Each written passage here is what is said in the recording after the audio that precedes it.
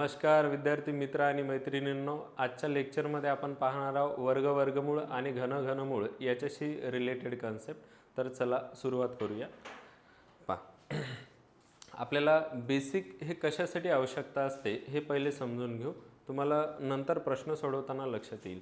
जर basic clear असेल विद्यार्थ्यांचं तर जे शॉर्टकट आपण मेथड वगैरे वापरू शकतो ते बेसिक जर क्लिअर असेल तर शॉर्टकट मेथडनं आपण आन्सर काढू शकतो. दुसरं, आता काही विद्यार्थ्यांचं असं राहते की बा पेपर खूप आउट ऑफ सिलेबस आला हे ते असं, तर ते जे प्रश्न असतात ते बेसिकवरून म्हणजे लॉजिकल प्रश्न तयार झालेले असतात. मग बेसिक जर तुमचं क्लिअर असेल तर तुम्ही इझिली क्वेश्चन वगैरे सॉल्व करू शकता. तर वर्गमूळ आणि घनमूळ या चॅप्टरमधलं जे बेसिक आहे ते आपण सुरुवातीला शिकू. पहा, सुरुवात करूया. तर पहिली कंडिशन आहे आपली, एकक स्थानी शून्य असताना वर्ग वगैरे कसे करायचे. ठीक आहे. आता वर्ग बऱ्याच विद्यार्थ्यांना करता येतात, पण मला यातून काही वेगळं सांगायचं आहे, तर प्रॉपर शांतपणे व्यवस्थित समजून घ्या काय म्हणायचं मला. पहा, यामध्ये काय करायचं असते, एक वेळा शून्य आहे तर शून्य जेवढे असेल वर्ग करताना शून्यांची दुप्पट होते. मग एक शून्य असेल तर दुप्पट केली तर याचे दोन शून्य होतात. ठीक आहे. मग शून्य सोडून संख्या राहिली इथं 3.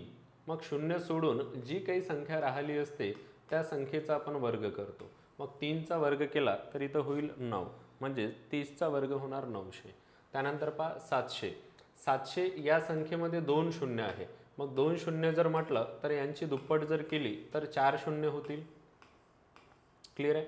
7 आहे, शून्य सोडून उरलेली संख्या, त्या संख्येचा वर्ग आपण शून्यांच्या अगोदर लिहिणार. तर 7चा वर्ग होईल 49, जे की आपण शून्याच्या अगोदर लिहिणार. ठीक आहे. त्यानंतर आता 13,000 आहे, यामध्ये 3 शून्य आहे.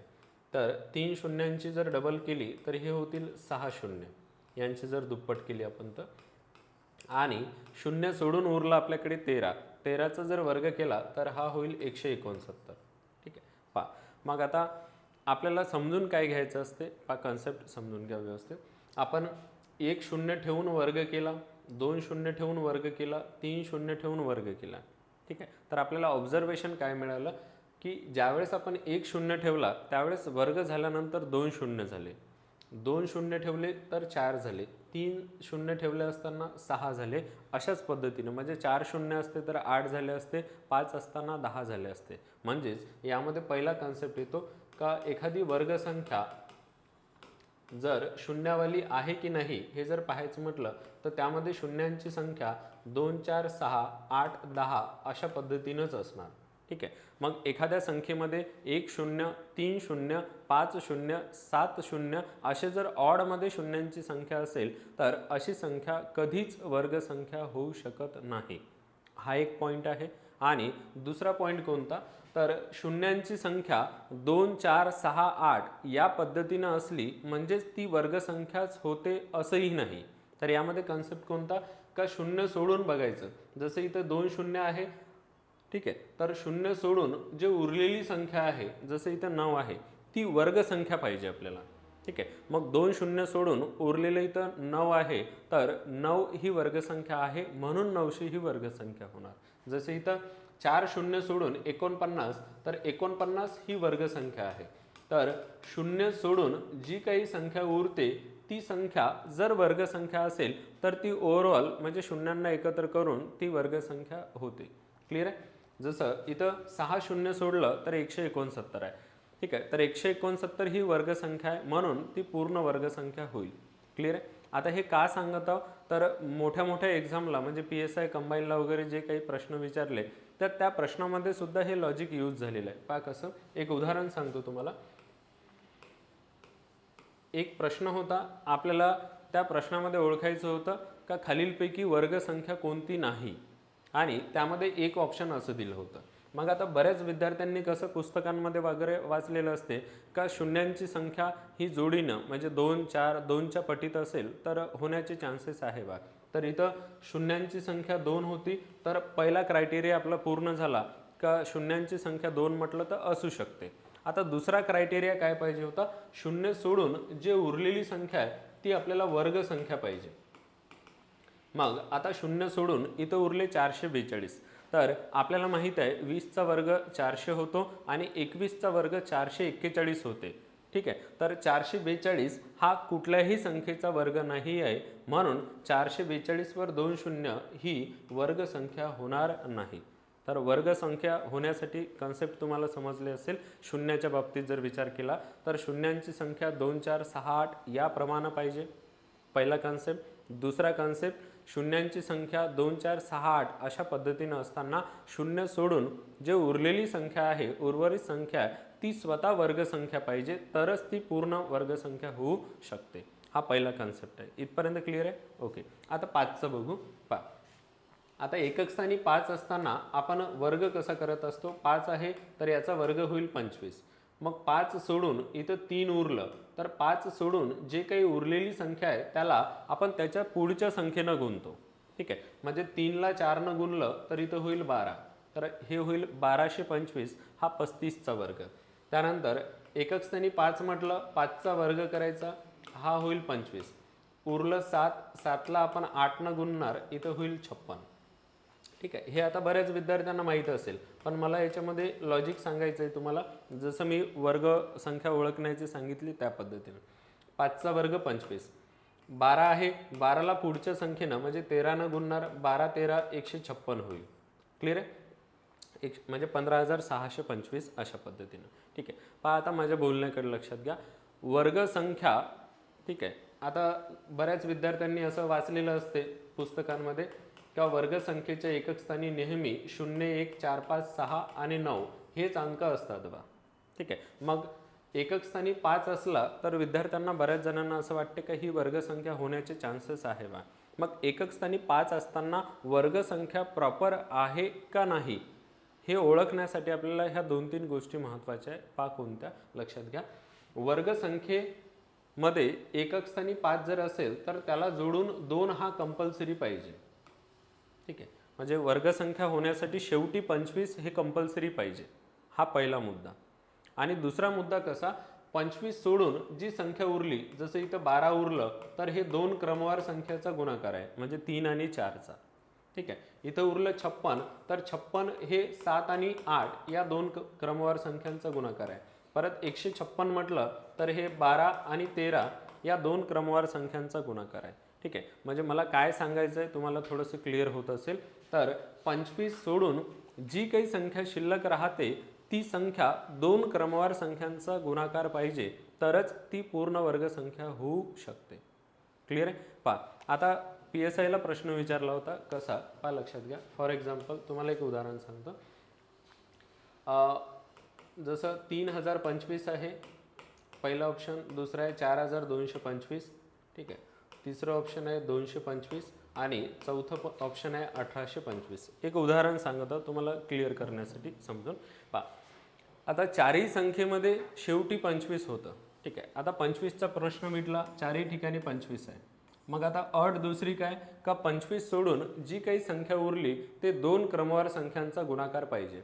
जसं 30 आहे तर ही 2 क्रमवार संख्यांचा गुणाकार आहे की नाही हे ओळखण्यासाठी आपण कसं करू शकतो, 30च्या अगोदरची वर्गसंख्या जे की असणार 25, तर 25 हा 5चा वर्ग आहे, म्हणून पहिला अवयव 5, दुसरा 6, तर या दोघांचा गुणाकार बघायचं 30 येते का, तर 5 आणि 6 दोघांचा गुणाकार 30 येतो, याचा अर्थ ही वर्गसंख्या आहे. क्लिअर आहे? आपल्याला कोणती नाही असं म्हटलंय. क्लिअर आहे? 3025 ही वर्गसंख्या होईल, कारण 30 हे 5 आणि 6 या 2 क्रमवार संख्यांचा गुणाकार आहे. ठीक आहे, त्यानंतर 25 सोडून इथं 42 आहे, तर वर्गसंख्या म्हणजे 2 क्रमवार संख्यांचा गुणाकार आहे की नाही हे ओळखण्यासाठी आपण स्ट्रॅटेजी कोणती वापरायची, 42च्या अगोदरची वर्गसंख्या कोणती, 36. 36 कशाचा वर्ग आहे, 6चा. ठीक आहे, 6ला 7नं गुणलं तर 42 होते का बघायचं, तर होते, याचा अर्थ हे 2 क्रमवार संख्यांचा गुणाकार आहे. 25 सोडून इथं 2 उरलं, 2च्या अगोदरची वर्गसंख्या 1. ठीक आहे, तर 1ला 2नं गुणा तर 2 होते, याचा अर्थ 2 सुद्धा 2 क्रमवार संख्यांचा गुणाकार आहे. पण इथं 25 सोडून उरला 18, तर 18च्या अगोदरची वर्गसंख्या 16, कशाचा वर्ग आहे, 4चा, म्हणून 4 लिहा आणि दुसरी संख्या इथं 5 लिहा. मग 4 आणि 5 या दोघांचा गुणाकार करून पाहिला तर आपल्याला लक्षात येते का हा गुणाकार 20 होतो बा, म्हणजेच 18 ही 2 क्रमवार संख्यांचा गुणाकार नाही, म्हणून 1825 ही वर्गसंख्या होणार नाही. क्लिअर होत आहे सर्वांना? ठीक आहे. 25 सोडून जी काही संख्या उरली ती दोन क्रमवार संख्यांचा गुणाकार असेल तरच ती वर्गसंख्या होईल, अन्यथा ती वर्गसंख्या होणार नाही. तर हे जेवढेही तुम्हाला बेसिक मी शिकवणार आहे हे सर्व आपल्याला प्रश्न सोडवताना कामी येणार आहे. हे सर्व व्यवस्थित ऐका. प्रश्न सोडवताना परत मी तुम्हाला आठवण करून देईल या सर्व गोष्टींची. ठीक आहे. हे झाले दोन कन्सेप्ट, शून्याचं आणि एकक स्थानी 5. तर काय शिकलो आपण या दोन कन्सेप्टमधून की वर्गसंख्येमध्ये शून्यांची संख्या 2 4 6 8 अशी असते आणि शून्य सोडून उरलेली संख्या वर्गसंख्या पाहिजे. ठीक आहे. 5च्या कन्सेप्टमध्ये काय शिकलो का वर्गसंख्या होण्यासाठी शेवटी 25 पाहिजे आणि 25 सोडून उरलेली जी संख्या असणार ती दोन क्रमवार संख्यांचा गुणाकार पाहिजे. ह्या अटी पूर्ण करत असेल तरच ती वर्गसंख्या होणार. क्लिअर आहे? चला पुढचा कन्सेप्ट पाहू आपण.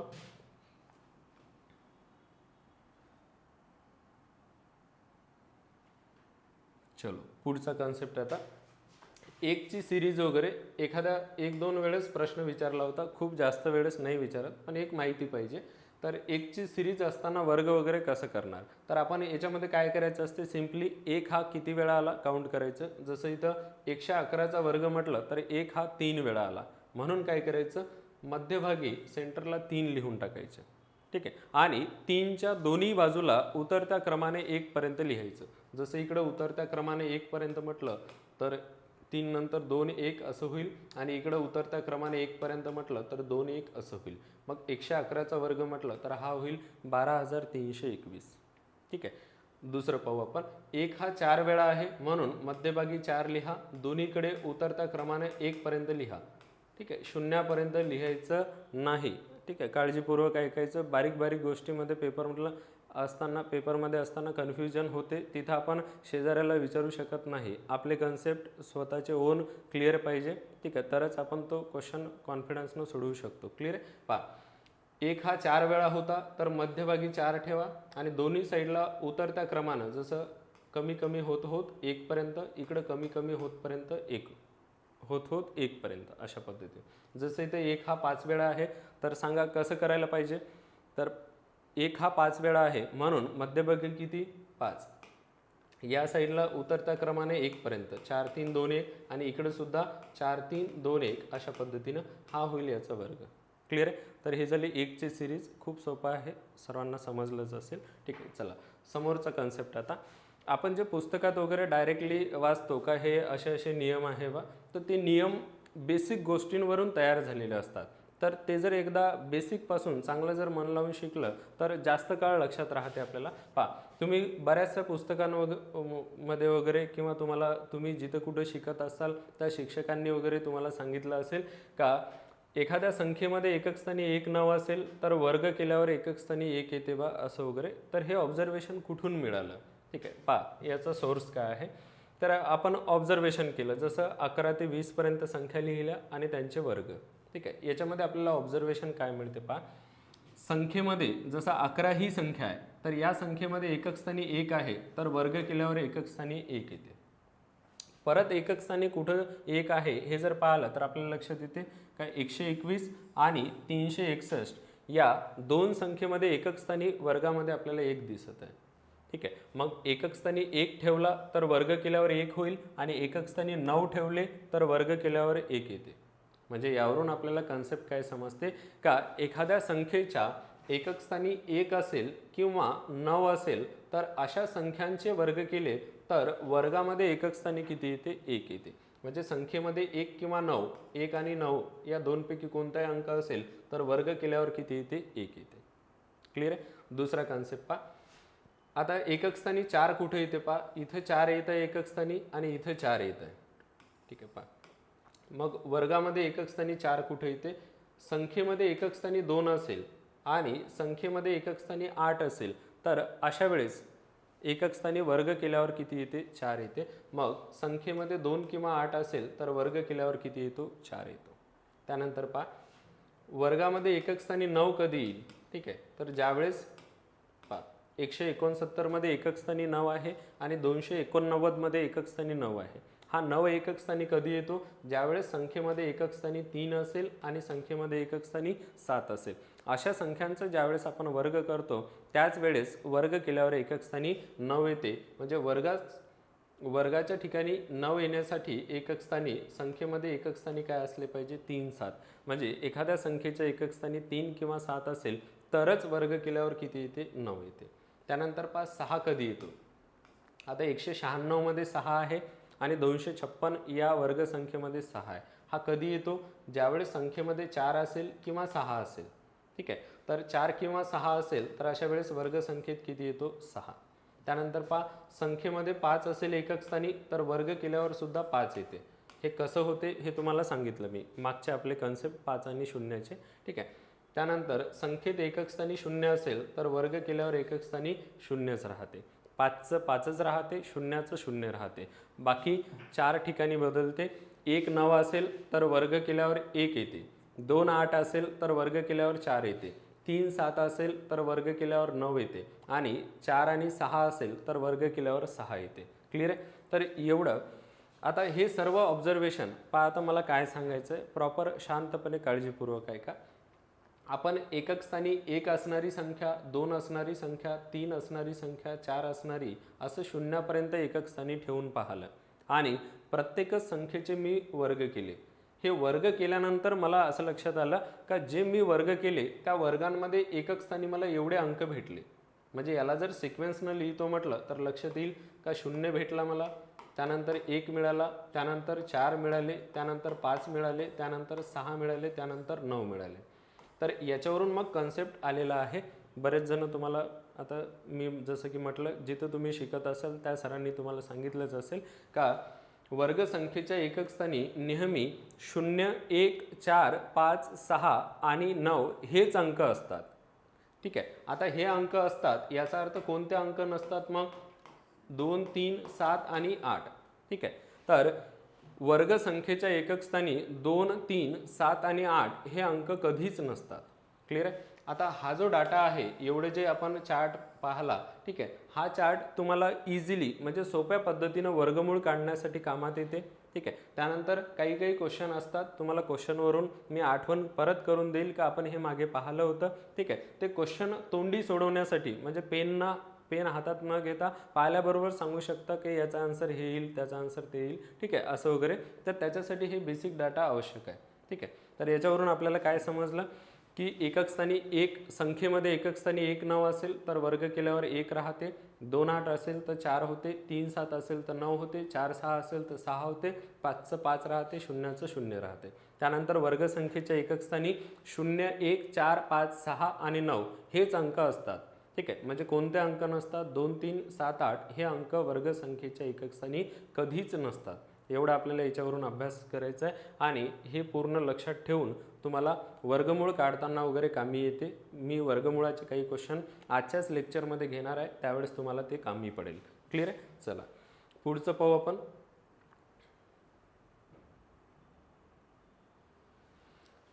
पुढचा कन्सेप्ट संख्या आणि त्याचे घन. ठीक आहे, संख्येमध्ये एकक स्थानी 1 असेल तर याचं जर घन केला तर एकक स्थानी 11चा घन 1331 आहे. संख्येमध्ये एकक स्थानी 1 असेल तर घन केल्यावर एकक स्थानी किती येतो 1. त्यानंतर संख्येमध्ये एकक स्थानी 2 जर असेल तर याचं घन केल्यावर एकक स्थानी किती येते 8. संख्येमध्ये एकक स्थानी 3 असेल तर याचा घन केल्यावर किती होते 7. त्यानंतर संख्येमध्ये एकक स्थानी 4 असेल तर घन केल्यावर 4 येते. ओके, संख्येमध्ये एकक स्थानी 5 असेल तर घन केल्यावर 5 येते. संख्येमध्ये एकक स्थानी 6 असेल तर याला घन केल्यावर एकक स्थानी 6 येते. संख्येमध्ये एकक स्थानी 7 असेल तर घन केल्यावर 3 येते. 3 असताना 7 होते आणि 7 असताना किती होते 3 होते. ठीक आहे, त्यानंतर संख्येमध्ये एकक स्थानी 8 असेल तर घन केल्यावर किती येते 2. मग 2चं 8 होते तर 8चं किती होते 2. त्यानंतर संख्येमध्ये 9 असेल तर 9च होते आणि संख्येमध्ये 0 असेल तर 0च होते. ठीक आहे, तर एवढ्या ऑब्झर्वेशनवर बरेचसे प्रश्न महापोर्टलनं वगैरे विचारले होते. त्यांनी कन्सेप्टवर भर दिला होता प्रश्न वगैरे विचारताना. प्रश्नांची क्वालिटी वगैरे चांगली होती. ज्याचं बेसिक कन्सेप्ट क्लिअर होते त्यांना ते प्रश्न वगैरे सोडवता येत होते. मग याच्यामध्ये लक्षात काय ठेवायचं, फक्त एवढी कंडिशन तुम्हाला लक्षात ठेवायची आहे का 2 3 7 8ची म्हणजे 2चं 8 होते, 8चं 2 होते. 3चं 7 होते, 7चं 3 होते. बाकी इतर जेवढे अंक आहे त्या अंकाच्या वेळेस तोच अंक राहतो, त्याच्यामध्ये काही चेंजेस नाही होत. जसं 1चं 1च राहते, 4चं 4च राहते, 5चं 5च राहते, 6चं 6च राहते, 9चं 9च राहते, 0चं 0च राहते. फक्त चेंजेस होता 2चं 8, 8चं 2 होते, 3चं 7 आणि 7चं 3. हे एकक स्थानचा अंक काढण्यासाठी आपल्याला यूज होतो आणि घनमूळ सोप्या पद्धतीनं काढण्यासाठी सुद्धा याचा आपल्याला यूज होतो. हेच मी चार्टमध्ये इथं दिलेलं आहे. ठीक आहे का, 1 असताना 1 होते, 2चं 8 होते, 3चं 7, 4चं 4, 5चं 5, 6चं 6, 7चं 3, 8चं 2, 9चं 9 आणि 0चं 0. क्लिअर आहे. हे जेवढे बेसिक कन्सेप्ट आहे हे ऑब्झर्वेशनवरून बनलेलं आहे. आपण स्वतःही जर तशी जर सवय पाडली का एखादी गोष्ट आपल्याकडे आल्यानंतर त्याला बारकाईने पाहणं वगैरे, तर त्याच्यामधलं कन्क्लुजन कळत असते का अरे हे अशा पद्धतीनं आहे बा. ठीक आहे. तसंच मॅथमध्ये हे नियम वगैरे बनलेले आहेत. क्लिअर आहे. ओके, चला पुढचं पाहू आपण.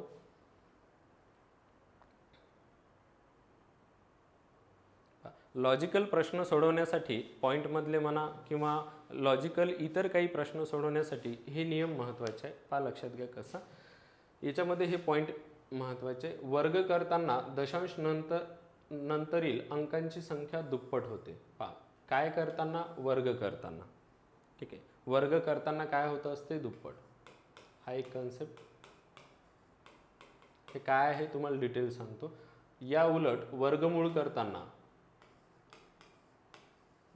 करताना निमपट होते. निमपट हे पुस्तकी भाषेतला शब्द आहे, आपण त्याला अर्धे असं सुद्धा म्हणू शकतो. निमपट म्हणजे काय, अर्धे होते. ठीक आहे. आता हे काय कन्सेप्ट आहे, हा सिम्पली दशांश अपूर्णांकात जो आपला गुणाकाराचा नियम आहे तो गुणाकाराचा नियम वापरून हे नियम वगैरे बनलेले आहे. वर्ग आणि घन, वर्ग, वर्गमूळ, घन, घनमूळ हे वगैरे तुम्हाला सांगतो इथं लक्षात घ्या. 0.2 याचा वर्ग करायचा म्हटलं आपल्याला. 0.2चा वर्ग. आता एखाद्या संख्येचा वर्ग करणे याचा अर्थ काय असतो, त्याच संख्येचा त्याच संख्येसोबत 2 वेळा गुणाकार करणे. वर्ग करणे म्हणजे काय, त्याच संख्येचा त्याच संख्येसोबत 2 वेळा गुणाकार करणे. मग हा जर आपण गुणाकार करतो म्हटलं तर आता पॉईंट नसताना मग गुणाकार कसं करतो आपण, गुणाकाराचा नियम शिकलो का पॉईंट नाही असं समजून पहिले गुणाकार करतो आपण. मग गुणाकार कसा, पॉईंट नाही म्हटलं तर पहिली संख्या 2, दुसरी संख्या 2, तर पॉईंट नसताना गुणाकाराला असतात 4. पहिल्या संख्येत पॉईंट नंतर 1 अंक आहे, दुसऱ्या संख्येत पॉईंट नंतर 1 अंक आहे, हे मिळून झाले 2 अंक. म्हणून 4 लिहिताना आपण काय करणार, 2 अंक सोडून पॉईंट देणार. ठीक आहे. याचा अर्थ काय का संख्येमध्ये पॉईंट नंतर 1 अंक होता, तर वर्ग केल्यावर पॉईंट नंतर किती अंक झाले, 2 अंक झाले. याचा अर्थ काय झाले, दुप्पट झाले असं आपण म्हणू शकतो. क्लिअर आहे. तर वर्ग करताना काय होत असते, दुप्पट. याच्या उलट वर्गमूळ करताना काय होते, अर्धे होते. ठीक आहे. तसंच आहे. तर नॉर्मली मग हे जर कन्सेप्ट क्लिअर असेल तर आपण इझिली सॉल्व करू शकतो. फॉर एक्झाम्पल मला 0.7 आहे. ठीक आहे, याचा वर्ग जर म्हटलं समजा, तर मला पॉईंट नसताना वर्ग वगैरे पाठ आहे. पॉईंट जर नसला तर संख्या आहे 7, याचा वर्ग म्हटलं तर किती होईल, 49. राहिला प्रश्न कशाचा का पॉईंट कुठं दिला पाहिजे. मग पॉईंट नंतर संख्येमध्ये 1 अंक असेल तर वर्ग केल्यावर 2 अंक होते, मग 2 अंक सोडून पॉईंट. फॉर एक्झाम्पल असं जर असतं आता 0.03चा वर्ग. आता मला पॉईंट नसताना वर्ग इझिली काढता येतो. पॉईंट नसेल तर ही संख्या होईल 3, 3चा वर्ग 9 होईल. राहिला प्रश्न पॉईंट कुठं द्यायचा, तर पॉईंट नंतर 2 अंक आहे तर वर्ग केल्यावर 4 अंक होतील, दुप्पट होत असते, म्हणून 4 अंक सोडून मी पॉईंट देणार. क्लिअर आहे. मला जर एखादा वर्गमुळाचा प्रश्न आला, 0.0064 आहे. आता मला हे माहीत आहे का यातला जर पॉईंट काढला तर ही संख्या 64 होईल आणि 64चं वर्गमूळ काढायचं म्हटलं तर 8 होते. हे मला पाठ आहे. ठीक आहे. तर 64चं वर्गमूळ किती, 8. मग आता नियम काय सांगते, वर्गमूळ काढताना अर्धे होते, म्हणजे इथं पॉईंट नंतर 4 अंक होते, तर इथं आन्सर लिहिताना पॉईंट नंतर किती, 2 अंक. मग 2 अंक सोडून इथं पॉईंट द्यायचा. तर 0. किती, 0.8. ठीक आहे. वर्ग करताना 1 अंक असेल 2 होईल, 2चे 4 होईल, 3चे 6 होईल. शून्यांचा जो नियम आहे ना तशा पद्धतीनं. ठीक आहे. आणि वर्गमूळ करताना अर्धे होते. 2 अंक असेल तर 1 अंक होईल, 4 अंक असताना 2 होईल, 6 असताना 3 होईल. क्लिअर आहे. बस एवढं लक्षात ठेवा. त्यानंतर आपण घनाचं पाहू. घनाच्या वेळेस काय होते, घन करताना दशांश नंतर अंकांची तिप्पट होते. पहा लक्षात घ्या, घन म्हटलं तिप्पट आणि घनमूळ काढायचं म्हटलं तर 1/3. ठीक आहे, हे काय आहे तुम्हाला सांगतो. फॉर एक्झाम्पल आता 0.5 आहे, याचं जर घन म्हटलं, ठीक आहे, तर घन याचा अर्थ काय, त्याच संख्येचा त्याच संख्येसोबत 3 वेळा गुणाकार, अशा पद्धतीने वगैरे. क्लिअर आहे, 3 वेळा गुणाकार. मग गुणाकार करताना आपण काय करणार, पॉईंट नाही असं समजून गुणाकार करणार. पॉईंट नाही म्हटलं तर 5 5 5 3 वेळा गुणाकार केलं तर 125. मग आता पहिल्या संख्येत 1 अंक, दुसऱ्या संख्येत 1 अंक, तिसऱ्या संख्येत 1 अंक पॉईंट नंतर. मग असे झाले 3 अंक, तर लिहिताना आन्सर 3 अंक सोडून पॉईंट देणार, म्हणजे आन्सर होणार 0.125. हेच आपण शॉर्टकट काढू शकतो. कसं, या नियमानुसार का 0.5 आहे, पहिले काय करायचं, पॉईंट नाही असं समजून घन काढायचा. पॉईंट नाही म्हटलं तर संख्या होईल 5, 5चा घन 125. मग नियम काय सांगते का घन करताना पॉईंट नंतरील अंकांची तिप्पट होते. मग जसं पॉईंट नंतर संख्येमध्ये 1 अंक होता, तर घन केल्यावर किती होईल, 3 अंक.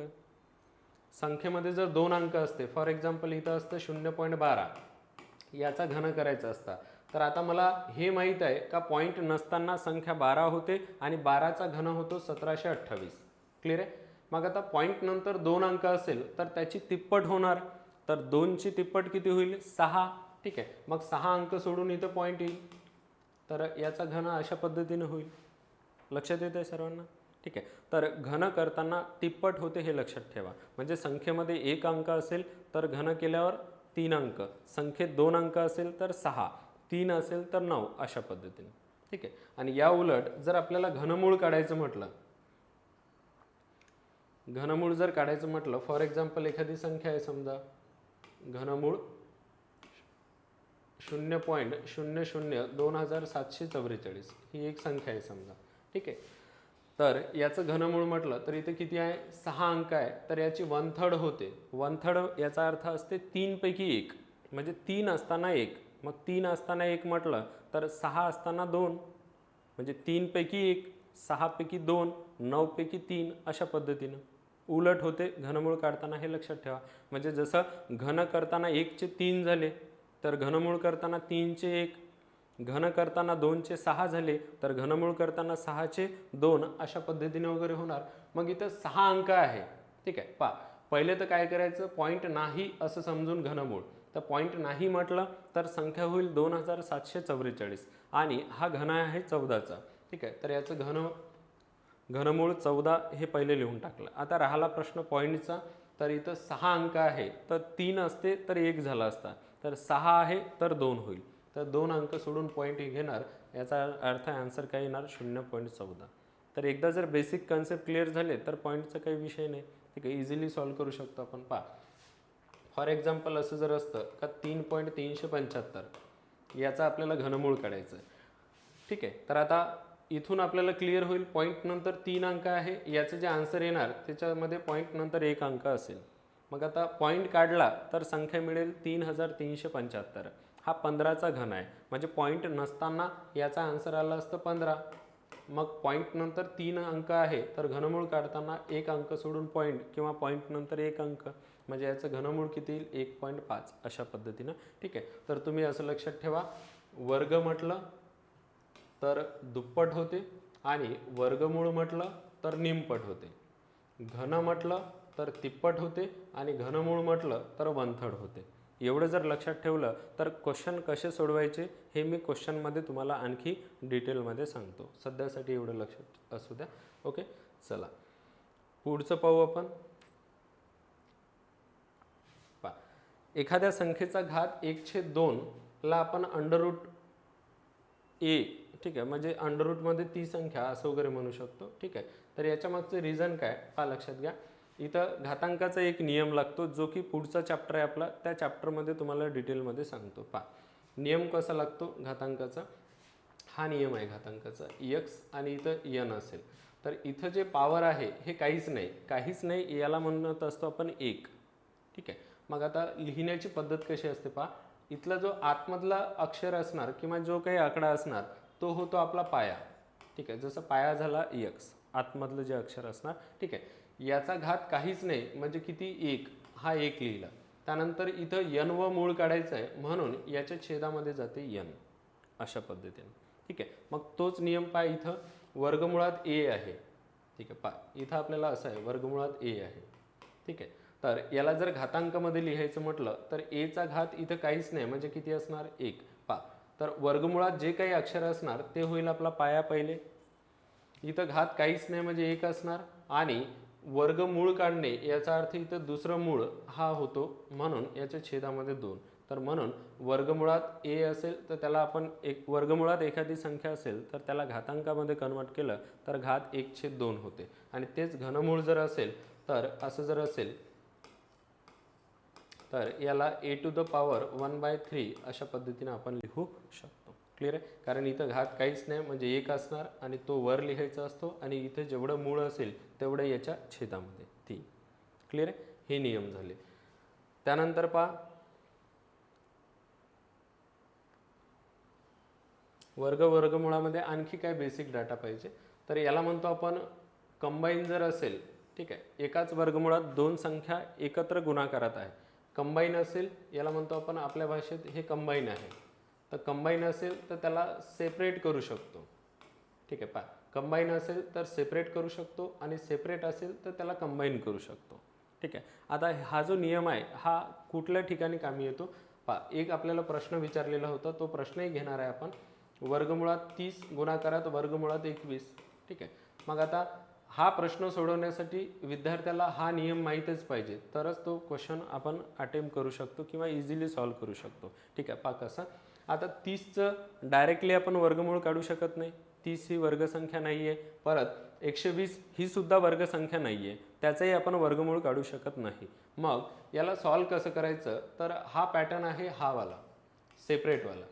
ठीक आहे, मग सेपरेट जर असेल तर त्याला आपण कंबाईन करू शकतो. ठीक आहे, कंबाईन म्हणजे काय 2 संख्या एकत्र गुणाकारात एकाच वर्गमुळात. मग हा जर गुणाकार केला तर आपल्याला लक्षात येईल 12 36 होणार त्यावर 2 शून्य. मग हे 3600 होणार. वर्गमूळ कसं काढणार आपण 2 शून्य आहे तर अर्धे होणार. वर्ग करताना शून्यांची दुप्पट, वर्गमूळ करताना अर्धे. 2 शून्य असेल तर 1 शून्य. वर्ग करताना शून्य सोडून जे आकडा उरते त्याचे आपण वर्ग करतो तर वर्गमूळ करताना उलट तर त्याचं वर्गमूळ 36 आहे तर वर्गमूळ किती 6 म्हणजेच याचा आपण वर्गमूळ काढू शकतो 60. हे कोण सोडवू शकते ज्या विद्यार्थ्याला हे नियम वगैरे प्रॉपर माहीत असेल तसेच विद्यार्थी असे प्रश्न सोडवू शकतात. ठीक आहे, पहा वर्गमुळात. ठीक आहे, एकाच वर्गमुळात 2 संख्या भागाकारात आहे. ए आणि बी ह्या 2 भागाकारात आहे. ठीक आहे, तर अशा वेळेस सेपरेट वर्गमूळ देऊन त्यांचा आपण भागाकार करू शकतो. क्लिअर आहे, हे कधी यूज करायचं असते पहा. फॉर एक्झाम्पल असं जर एखादा प्रश्न असेल का एकाच वर्गमुळात 25/16 आहे. ठीक आहे, मग आता आपल्याला लक्षात येते का 25 ही सुद्धा वर्गसंख्या आहे आणि 16 ही सुद्धा वर्गसंख्या आहे. मग आता दोन्ही वर्गसंख्या असेल तर मग यांचा अगोदर भागाकार करा, पॉईंटमध्ये जा, मग त्यांचं वर्गमूळ काढा. त्याच्यापेक्षा आपण डायरेक्टली काय करू शकतो का हे कंबाईनमध्ये आहे म्हणजे ही स्टेज आहे ती कंबाईन आहे तर त्याला आपण सेपरेट करू शकतो. मग सेपरेट कसं लिहिणार वर्गमुळात 25 वर आणि खाली वर्गमुळात 16. प्रत्येकाला आपण सेपरेट वर्गमूळ दिला आणि दोघांचा भागाकार अशा पद्धतीने लिहिता. मग 25चं वर्गमूळ 5 होईल आणि 16चं वर्गमूळ 4 होईल. तर 5ला 4ने भागणे, एखाद्या संख्येला 4ने भागणे याचा अर्थ 2दा अर्धे करणे असं होते. खूपदा तुम्हाला मॅथमध्ये यूज होईल. तर 5च्या अर्धे 2.5 होईल आणि 2.5च्या अर्धे 1.25 म्हणजे 5च्या अर्धे 2.50 आणि 2.50च्या अर्धे 1.25 तर इथं होईल 1.25. ठीक आहे, तर अशा ठिकाणी हे यूज होते. मग आता तुम्ही इथं पाहत असाल तुम्हाला लक्षात येईल का वर्गमुळाचा सेपरेशनचा जो नियम आहे हा सेपरेशनचा मी लिहून देताना गुणाकार आणि भागाकार या दोघांसाठीच दिलेला आहे. मग काही विद्यार्थ्यांना असा प्रश्न पडेल का हा बेरीज आणि वजाबाकीसाठी लागतो का नाही लागत. ठीक आहे, तर वर्गमुळाचा कुठलाही नियम बेरीज आणि वजाबाकीसाठी लागत नाही. तर वर्गमुळाचे हे जे सेपरेशनचे नियम आहे हे फक्त गुणाकार आणि भागाकार या दोघांनाच लागतात. लक्षात ठेवा हे. ठीक आहे, पहा तुम्हाला एक एक्झाम्पल सांगतो म्हणजे तुम्हाला लक्षात येईल. जसं आता वर्गमुळात 30 अधिक 6 असं जर असेल. ठीक आहे, आता हे एकाच वर्गमुळात 2 संख्यांची बेरीज आहे. तर काही जणांना असं वाटेल का सर यांना मी असं लिहू शकतो का बा सेपरेट वर्गमूळ देऊन. तर अशा पद्धतीनं तुम्ही याला लिहू शकत नाही. ठीक आहे. तर वर्गमुळाचा जो सेपरेशनचा नियम आहे तो गुणाकार आणि भागाकार या दोघांनाच लागू असतो. मग आता हा प्रश्न सोडवायचा कसा, तर हे सोडवताना असताना पहिले बेरीज करायची. तर 30 आणि 6 म्हटलं तर हे 36 होते, मग त्याचं वर्गमूळ काढायचं. क्लिअर आहे. तर बेरीज आणि वजाबाकी असताना पहिली ती क्रिया करायची, मग वर्गमूळ काढायचं आणि गुणाकार भागाकारामध्ये सेपरेट तुम्ही करू शकता. समजत आहे सर्वांना क्लिअरली? ओके. चला पुढचा कन्सेप्ट. तर लक्षात ठेवायचं, वर्गमुळाचा सेपरेशनचा नियम हे गुणाकार आणि भागाकार या दोघांसाठीच राहतो. ठीक आहे. क्वेश्चन घेताना तुम्हाला या गोष्टीची आवश्यकता पडेल. त्याच्यानंतर हा जो कन्सेप्ट आहे याच्यावर आधारित महापोर्टलनं जे प्रश्न विचारले होते ते आपण इझिली सॉल्व्ह करू शकणार होतो. ठीक आहे. कसं, छोटीशी माहिती आहे पण प्रश्न आपला चुकवू शकते. येणारा जो प्रश्न आहे त्याचा मार्क आपला घालवू शकते. म्हणून बेसिकमध्ये चांगलं डीपमध्ये नॉलेज घ्यायचं, व्यवस्थित नॉलेज घ्यायचं. तर आपण लिहिताना असं लिहिलं, संख्या पॉझिटिव्ह असेल तर वर्गही पॉझिटिव्ह होतो, घनही पॉझिटिव्ह होतो. ठीक आहे. याचा अर्थ काय, फॉर एक्झाम्पल 5 ही संख्या आहे, याचा वर्ग जर केला आपण, ठीक आहे, तर याला म्हणतो आपण 5 गुणाकारात 5, तर किती होणार 25. 5चा घन केला म्हणजे आपण संख्या घेताना पॉझिटिव्ह संख्या घेतो. 5 म्हणजे प्लसवाली संख्या, परत इथं 5 हे पॉझिटिव्ह. ठीक आहे. मग घन म्हणजे काय, 5 गुणाकारात 5 गुणाकारात 5, मग सर्वच पॉझिटिव्ह संख्या असेल तर याचा जो गुणाकार येईल 5 गुणाकारात 5 गुणाकारात 5 जो की 125 होईल, हाय काय होईल, पॉझिटिव्ह येणार. ठीक आहे. म्हणजेच काय, संख्या पॉझिटिव्ह असेल तर वर्ग आणि घन हे पॉझिटिव्हच असतात. ठीक आहे. मग आता दुसरं पाहू आपण, संख्या जर निगेटिव्ह असेल, संख्या निगेटिव्ह असेल, फॉर एक्झाम्पल संख्या +5च्या ऐवजी आता -5 घेऊ, याचा वर्ग, याचा जर वर्ग केला तर लक्षात येईल का -5चा वर्ग म्हणजेच -5 गुणाकारात -5. एखाद्या संख्येचा वर्ग म्हणजे त्याच संख्येसोबत गुणाकार. मग गुणाकार करत असताना जसं आपण आकड्यांसोबत करतो, अक्षरांचा अक्षरांसोबत करतो, तसाच चिन्हांसोबत सुद्धा गुणाकार होत असतो. ठीक आहे. म्हणजे मला काय म्हणायचं आहे, जसं मायनस इंटू मायनस या दोघांचा म्हणजे चिन्हांचाही गुणाकार होतो. मग मायनस इंटू मायनस गुणाकाराचा नियम काय सांगते आपल्याला, का सेम साईन असेल तर गुणाकार हा पॉझिटिव्ह येणार. म्हणजे मायनस इंटू मायनस म्हटलं तरी प्लस आणि प्लस इंटू प्लस म्हटलं तरी प्लस. पण ज्यावेळेस अपोजिट साईन असणार, 1 + 1 मायनस, तर अशा वेळेस गुणाकार हा निगेटिव्ह येतो. मग मायनस इंटू मायनस म्हटलं तर प्लस होईल आणि 5 गुणाकारात 5 केलं तर हे होणार 25. क्लिअर आहे.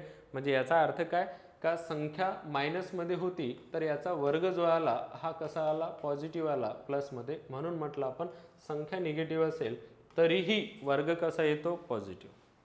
आता संख्या जर निगेटिव्हमध्ये असेल, फॉर एक्झाम्पल इथं सांगतो आपण -5च घेऊ, याचं जर घन, क्लिअर आहे, -5चा घन असं जर करतो म्हटलं तर एखाद्या संख्येचा घन म्हणजेच काय, त्याच संख्येसोबत 3 वेळा गुणाकार, अशा पद्धतीनं.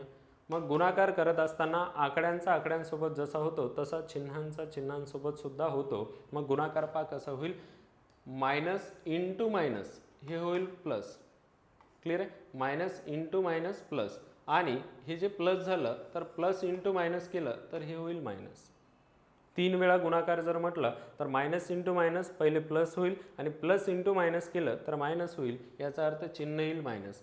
मग तिघांचा गुणाकार केला 5 5 5 म्हटलं तर हे होईल 125. तर यावरून आपल्याला लक्षात आलं का संख्या निगेटिव्ह असेल, मायनसमध्ये असेल, ऋणमध्ये असेल तर याचा घनसुद्धा कसा येतो, ऋण. क्लिअर आहे. म्हणजे याच्यावरून आपण शॉर्टकट आपल्या भाषेत सांगायचं म्हटलं तर लक्षात घ्या कसं सांगू शकतो. याचं एक तुम्हाला समजण्यासाठी एक ट्रिक सांगतो. वर्ग नेहमी पॉझिटिव्ह. ठीक आहे. वर्ग नेहमी पॉझिटिव्ह. आता घनाचं कसं असणार, संख्येवर असणार, जशी संख्या तसा घन. संख्या धन, ठीक आहे, संख्या पॉझिटिव्ह तर घनही पॉझिटिव्ह. संख्या निगेटिव्ह तर घनसुद्धा काय, निगेटिव्ह. ठीक आहे. वर्ग हे नेहमी पॉझिटिव्ह, लक्षात असू द्या. आणि घन हे संख्येवर डिपेंड असणार. तुमची संख्या पॉझिटिव्ह असेल तर घन पॉझिटिव्ह, आणि संख्या जर निगेटिव्ह असेल तर घन हा निगेटिव्ह असणार. क्लिअर आहे. तर आपल्याला वर्गमूळ हा जो चॅप्टर आहे तर यातले जे बेसिक क्वेश्चन आहे जे की चांगल्या एक्झामला सुद्धा विचारतात त्या एक्झाममधले सर्व क्वेश्चन सोडवण्यासाठी एवढी बेसिक माहिती आवश्यक आहे. क्लिअर आहे? पहा, तर आता आपण जे बेसिक माहिती शिकलो त्याच्या आधारावर आपण प्रश्न पाहूया.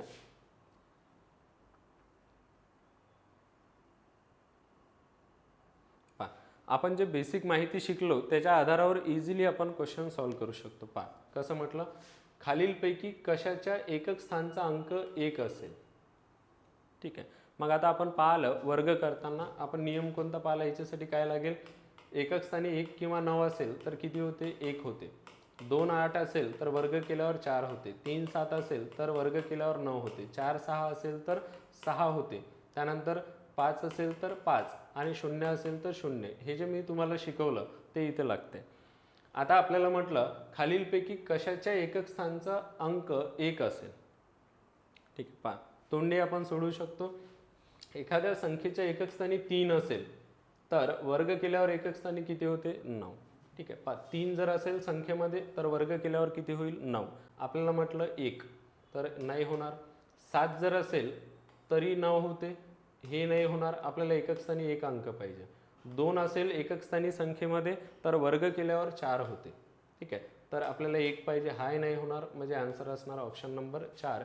एकक स्थानी 9 जर असेल तर अशा संख्येचा वर्ग केला तर एकक स्थानी किती येते, 1 येते. म्हणजे तुम्ही जर बेसिक जर व्यवस्थित शिकले तर हा प्रश्न तुम्ही इझिली सॉल्व करू शकणार होते. एकक स्थानी 1 कधी येतो, ज्यावेळेस आता तुम्हाला शिकवत होतो म्हणून एवढं सांगितलं मी, नाही तर तुम्ही डायरेक्टली आन्सर टिक करू शकता.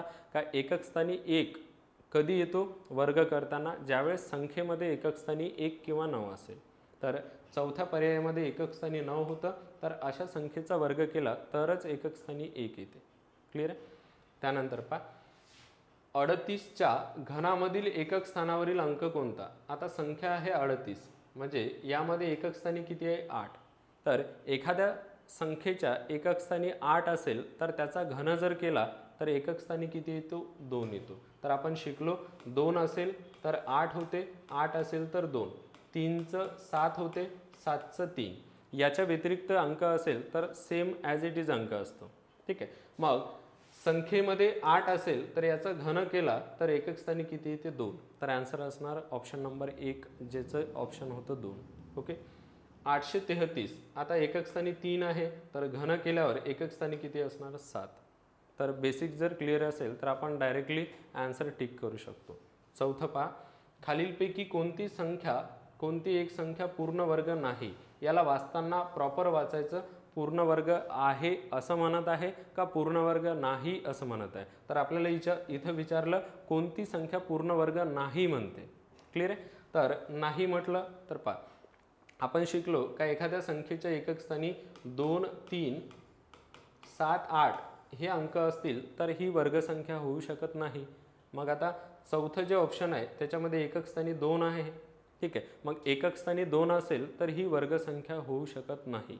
मग आपल्याला प्रश्नामध्ये म्हटलं पूर्ण वर्ग कोणती नाही, तर चौथा जो ऑप्शन आहे ती वर्गसंख्या होऊ शकत नाही, कारण त्याच्या एकक स्थानी 2 आहे. तर एकक स्थानी 2 3 7 8 या अंकापैकी एखादा अंक असेल तर ती वर्गसंख्या होऊ शकत नसते. क्लिअर आहे? इझिली सॉल्व करत आहोत आपण. 4 प्रश्न झाले. 5वा, खालीलपैकी कोणती संख्या पूर्ण वर्ग आहे म्हटलं. पहा, इथं नाही म्हटलं होतं, इथं आहे म्हटलं.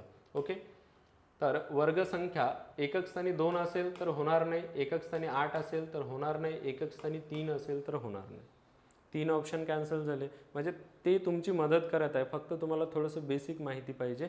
तर आपण बेसिक माहिती असेल तर इझिली प्रश्न सॉल्व करू शकतो. का 3 ऑप्शन कॅन्सल झाले. म्हणजे हे जे प्रश्न आहे या प्रश्नांमधून मला हे समजलं का तुम्ही फक्त बेसिक चांगलं करा, याला सोडून पाहण्याची वगैरे आवश्यकता नाही आहे. क्लिअर आहे? 6वा प्रश्न पहा, खालीलपैकी कोणती संख्या पूर्ण वर्ग नाही म्हणते. कोणती नाही हे आपल्याला ओळखायचं आहे. पहा, आता एकक स्थानी वर्गसंख्येत 1 असू शकतो. ठीक आहे, मे बी होऊ शकते. हे एकक स्थानी 1 असू शकतो, एकक स्थानी 9 राहू शकते, एकक स्थानी 6 राहू शकते. मग आता एकक स्थानी 5 हा जो नियम आहे, ह्या 3 वर्गसंख्या आहे की नाही हे चेक करण्यासाठी आपल्याला वेळ लागू शकतो. पण मी जे बेसिक शिकवलं त्यानुसार एकक स्थानी 5 असणाऱ्या संख्येचा आपण इझिली चेक करू शकतो का ही वर्गसंख्या आहे की नाही. पहा, एकक स्थानी 5 असेल तर त्याला जोडून 2 पाहिजे, हे कंपल्सरी आहे. म्हणजे 25 पाहिजे. पहिला क्रायटेरिया आपला पूर्ण झाला. दुसरा जो क्रायटेरिया आहे तो 25 सोडून जी संख्या उरली ती 2 क्रमवार संख्यांचा गुणाकार पाहिजे. हे जे आहे ही 2 क्रमवार संख्यांचा गुणाकार पाहिजे आपल्याला. मग आता 18चा जर विचार केला तर 18 हे 2 क्रमवार संख्यांचा गुणाकार नाही हे आपण बेसिकमध्ये पाहिलं. म्हणून आपल्याला कोणती नाही म्हणते तर कोणती नाही 1825 ही वर्गसंख्या नाही. पहा, तुम्हाला जर हा नियम माहीत नसता तर हा एकतर प्रश्न सोडून द्यावा लागला असता किंवा हे सगळे वर्ग तुम्हाला पाठ पाहिजे होते तर तुम्ही सोडवू शकत होते. क्लिअर आहे? पहा, 7वा प्रश्न, खालीलपैकी कोणती संख्या वर्गसंख्या आहे म्हटलं. ठीक आहे, आहे म्हटलं राईट करत आहो म्हणजे कन्फ्युजन होत नाही. आहे म्हटलं तर पॉझिटिव्ह आली. ठीक आहे, चला आता कोणती आहे म्हटलं. एकक स्थानी 3 आहे, होऊ शकते का वर्गसंख्या? नाही होणार. एकक स्थानी 2 आहे, वर्गसंख्या होऊ शकते का? नाही. राहिले 2 ऑप्शन. एकक स्थानी 9 आहे, पॉसिबिलिटीज आहे, होऊ शकते. एकक स्थानी 0 आहे, याची पॉसिबिलिटीज आहे, होऊ शकते. मग आता 9 पेक्षा शून्यांची कंडिशन चेक करणं मला बेटर आहे, सोपं पडते. मग मी काय करणार, माझी कंडिशन काय, पहिला क्रायटेरिया सांगते का शून्यांची संख्या 2 4 6 8 अशी पाहिजे. तर 2 आहे, याचा अर्थ पहिला क्रायटेरिया माझा क्लिअर झाला.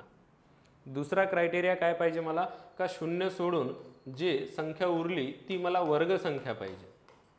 मग आता 442चा जर विचार केला तर 442 ही वर्गसंख्या नाही आहे. तर 441 हे 21चा वर्ग आहे. तर 442 ही वर्गसंख्या नाही आहे, याचा अर्थ ही वर्गसंख्या नसणार. मग ऑप्शन कोणतं राहिलं, ऑप्शन नंबर 2 ही वर्गसंख्या आहे. क्लिअर आहे? पहा, तुम्हाला लक्षात येईल का बेसिक चांगल्याने शिकण्याचा किती फायदा होतो. बेसिक जर तुमचं क्लिअर असेल तर तुम्ही इझिली कुठल्याच प्रश्नासाठी आपण कॅल्क्युलेशन केलेलं नाही आहे, फक्त बेसिक वापरून आपण प्रश्न सॉल्व करत आहोत. क्लिअर आहे? पहा, याच्या पुढचे आपण प्रश्न पाहू. त्यानंतर 9604 याचं वर्गमूळ काढायचं आहे. तर आता थोडंसं वर्गमूळ वगैरे काढायचं आपण पाहू. ठीक आहे, तर ज्या संख्येचं आपल्याला वर्गमूळ काढायचं आहे, जसं 9604चं वर्गमूळ काढायचं आहे, या संख्येच्या एकक स्थानी 4 आहे. तर आता वर्गसंख्येत एकक स्थानी 4 कधी येऊ शकते, ज्यावेळेस याच्या संख्येमध्ये 2 किंवा 8 असेल. तर ते जे बेसिक सांगितलं होतं ते बेसिक तुम्हाला इथं कामी येते. ठीक आहे, ज्यावेळेस संख्येमध्ये 2 किंवा 8 असेल तेव्हाच वर्ग केल्यावर तिथे एकक स्थानी 4 येते. मग वर्गात जर 4 असेल तर याचा अर्थ त्याच्यापासून जे वर्गमूळ काढून आपल्याला संख्या मिळणार आहे त्या संख्येच्या एकक स्थानी 2 किंवा 8 यापैकी अंक असला पाहिजे. 2 किंवा 8 असला पाहिजे. इथून कळते का हे 2 ऑप्शन कॅन्सल होतात. क्लिअर आहे? मग असं जर एकच ऑप्शन असता तर सोडवण्याची आवश्यकता नव्हती, पण 2 ऑप्शन आहे तर इथं आपल्याला सोडवावं लागेल. मग वर्गमूळ काढण्याची सोपी पद्धत कसं काढू शकतो आपण पहा. यावरून आपल्याला समजलं 4 म्हटलं तर पॉसिबिलिटीज आहे 2 किंवा 8 होऊ शकते. ठीक आहे, दुसरी स्टेप पहा काय करायची, वर्गमूळ काढत आहोत म्हणून 2 अंक सोडून द्यायचे शेवटचे. ठीक आहे, 2 अंक सोडले, आपल्याकडे उरले 96. मग पहा काय करायचं असते, 96च्या अगोदरची वर्गसंख्या, मुद्दा मी हळूहळू सांगत आहो, व्यवस्थित लक्षात घ्या. 96च्या अगोदरची वर्गसंख्या ती होईल 81. ठीक आहे, मग 81 कशाचा वर्ग आहे, 9चा, म्हणून इथं 9 लिहायचे. या 9ला याच्या पुढच्या संख्येनं गुणायचं म्हणजे 10 ना, हे होते 90. आता पहा, बोलण्याकडे व्यवस्थित लक्षात घ्या, हे होते 90. मग इथं जर 90 असेल, ठीक आहे, तर याचं कंपॅरिझन या संख्येसोबत करायचं 96 सोबत. मग ही संख्या पहा, माझ्या बोलण्याकडे लक्षात घ्या, ही संख्या जर या संख्येपेक्षा मोठी असेल, ठीक आहे, जसं आता ही संख्या मोठी आहे, हा भाग मोठा आहे, मग ही जर मोठी असेल तर 2 आणि 8 यापैकी मोठा अंक घ्यायचा म्हणजे 8 घ्यायचा. सर्वांना समजत आहे? ठीक आहे, पहा आपण प्रोसिजर काय केली. ठीक आहे, एकदा आणखी रिपीट सांगतो, इथपर्यंत लक्षात घ्या. 8 आणि याच्या अगोदर अंक लिहिताना हा जो अंक आहे पहिलावाला, हा अंक लिहून टाकायचा इथं, म्हणजे याचं वर्गमूळ काढलं तर याचं वर्गमूळ येणार 98. सर्वांना क्लिअर होत आहे? एकदा आणखी रिपीट सांगतो, पहा माझ्या बोलण्याकडे लक्षात घ्या.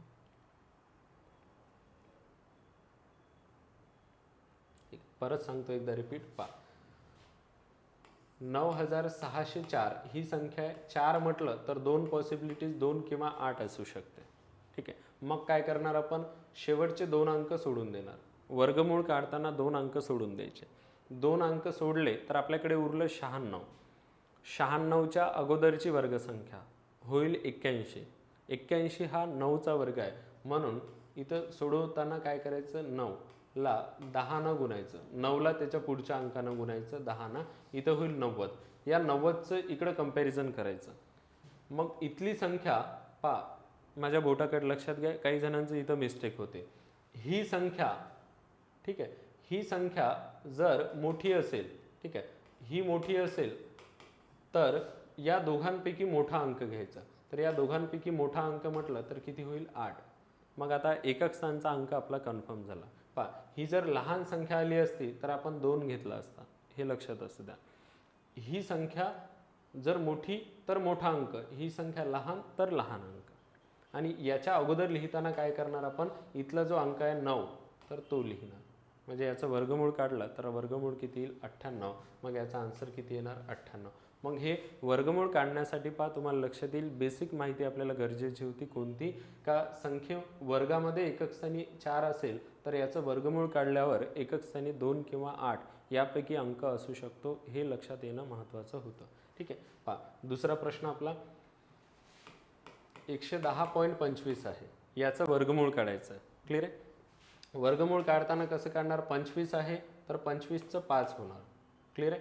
मग आता 110 आहे, 110च्या अगोदरची वर्गसंख्या 100. आता एकक स्थानी इकडं 5 आहे तर इकडं 5च येणार, एकक स्थानचा अंक बदलणार नाही. ठीक आहे. मग आता एकक स्थानचा अंक जर इझिली येत असेल तर हे जे 2 अंक सोडून वगैरे करत आहोत आपण, ही करण्याची 5च्या वेळेस गरज नाही आपल्याला. ठीक आहे. 5 जशाल तसा. मग 2 अंक सोडले तर उरलं किती, 110.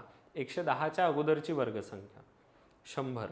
100 कशाचा वर्ग आहे, 10चा, म्हणजे इथं 10 ठेवायचं. म्हणजेच काय, का या संख्येमध्ये जर पॉईंट नसता, हे जर असतं 11,025 तर याचं वर्गमूळ आलं असतं 105. ठीक आहे. आणि वर्गमूळ काढताना काय होते, का 2 अंक होते वर्गसंख्येत तर वर्गमूळ काढल्यावर किती होते, 1 अंक. आपण शिकलो का काय होत असते, अर्धे होते. वर्गमूळ काढायचं म्हटलं तर पॉईंट नंतरचे अंक काय होतात, अर्धे होतात. 2 असेल तर 1 येते. म्हणजेच याचा आन्सर काय असणार मग, 10.5. अशा पद्धतीने. क्लिअर आहे सर्वांना, समजत आहे. ओके. त्यानंतर आपल्याला प्रश्न विचारला का 6,561 आहे आणि 3 वेळा वर्गमूळ आहे. तर यामधलं एक वर्गमूळ जर व्यवस्थित काढता आलं तर मग इझी होणार होतं. एकक स्थानी 1 आहे तर वर्गमूळ काढण्याची पद्धत आपण जे शिकलो तेच पाहू आपण. 1 आहे तर वर्गसंख्येत 1 कधी येतो, ज्यावेळेस संख्येमध्ये 1 किंवा 9 येतात, त्यावेळेस वर्गसंख्येत एकक स्थानी किती येते, 1. मग याचा अर्थ याचं जे वर्गमूळ निघणार ते वर्गमूळ निघाल्यानंतर एकक स्थानी 1 किंवा 9 राहणार. मग 2 अंक सोडून देणार, उरले 65. 65च्या अगोदरची वर्गसंख्या 64. 64 हा 8चा वर्ग आहे, मग 8 लिहिणार. या 8ला त्याच्या समोरच्या संख्येनं गुणणार, 9नं, हे होणार 72. मग 72 पेक्षा ही संख्या लहान आहे. ही संख्या कशी आहे, लहान आहे. मग लहान जर म्हटलं तर 1 आणि 9 यापैकी लहान अंक म्हणजे कोणता घेणार, 1. आणि त्या 1च्या अगोदर कोणता अंक लिहिणार, 8. ठीक आहे. याचा अर्थ याचं जर आपण वर्गमूळ काढलं 6,561चं ते येईल 81. मग सेकंडली आपण 81चं वर्गमूळ काढलं तर ते येईल 9 आणि 9चं जर वर्गमूळ काढलं तर ते किती येणार, 3. ठीक आहे. तर अशा पद्धतीने आपण सॉल्व्ह करू शकतो. यामध्ये महत्त्वाचं काय होतं का तुम्हाला पहिले 6,561चं वर्गमूळ काढता येणं. ठीक आहे. तर आन्सर येते 3, ऑप्शन नंबर 3. ओके. पुढील संख्येचं घनमूळ काढा म्हणते. संख्या दिलेली आहे 804 आणि 357. आता घनमूळ कसं काढायचं, वर्गमूळ काढण्यापेक्षा घनमूळ काढणे इझी आहे, थोडंसं सोपं जाते. कसं, एकक स्थानी घनामध्ये 7 होतं तर संख्येमध्ये 3 येणार, एवढं लक्षात ठेवायचं. 2 8 3 7. ठीक आहे. 7चं 3 होते. मग वर्गमूळ करताना आपण 2 अंक सोडले तर घनमूळ करताना 3 अंक सोडायचे. 3 अंक सोडून दिले, उरला आता 804. तर कसं सोडवायचं असते, 804च्या अगोदरची घन. तर याच्यासाठी आपल्याला 10पर्यंत घन मिनिमम पाठ पाहिजे. तसं तुम्ही 20पर्यंत घन पाठ करा, म्हणजे कॅल्क्युलेशन करताना कुठे थांबायचं काम नाही पडणार. तर घन जे आहे आपले, तर 1चा घन 1, 2चा घन म्हटलं तर 8, 3चा घन होतो 27, 4चा घन म्हटलं 64, 5चा घन 125. ठीक आहे. 6चा घन 216, 7चा घन 343, 8चा घन 512, 9चा घन 729 आणि 10चा घन 1000. ठीक आहे. मग आता 804च्या अगोदरची घनसंख्या, तर 804च्या अगोदरची घनसंख्या कोणती येईल? अगोदरची आणि जवळची 729. ठीक आहे. इथं अगोदरची घनसंख्या 729. मग याचं घनमूळ 729 कशाचा घन आहे? तर 9चा. मग 3च्या अगोदर 9 लिहायचे. तर 804 357 ही जे काही संख्या होती या संख्येचं घनमूळ काढलं तर घनमूळ किती येते? 93. समजलंय सर्वांना? ठीक आहे. एकदा आणखी रिपीट करतो, पहा लक्षात घ्या.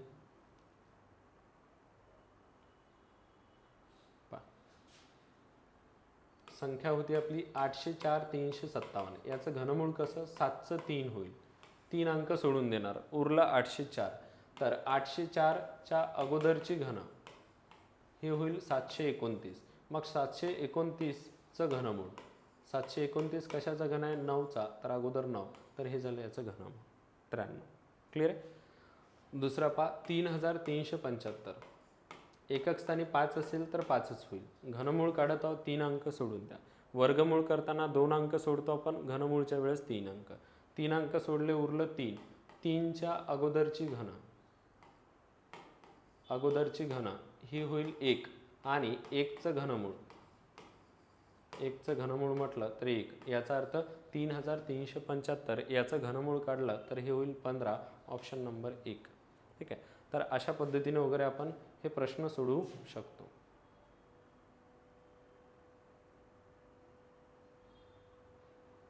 समोर जाऊ आपण. आता वर्गमूळ काढणं, वर्ग एकक स्थानावरून ठरवणं हे वगैरे पाहिलं.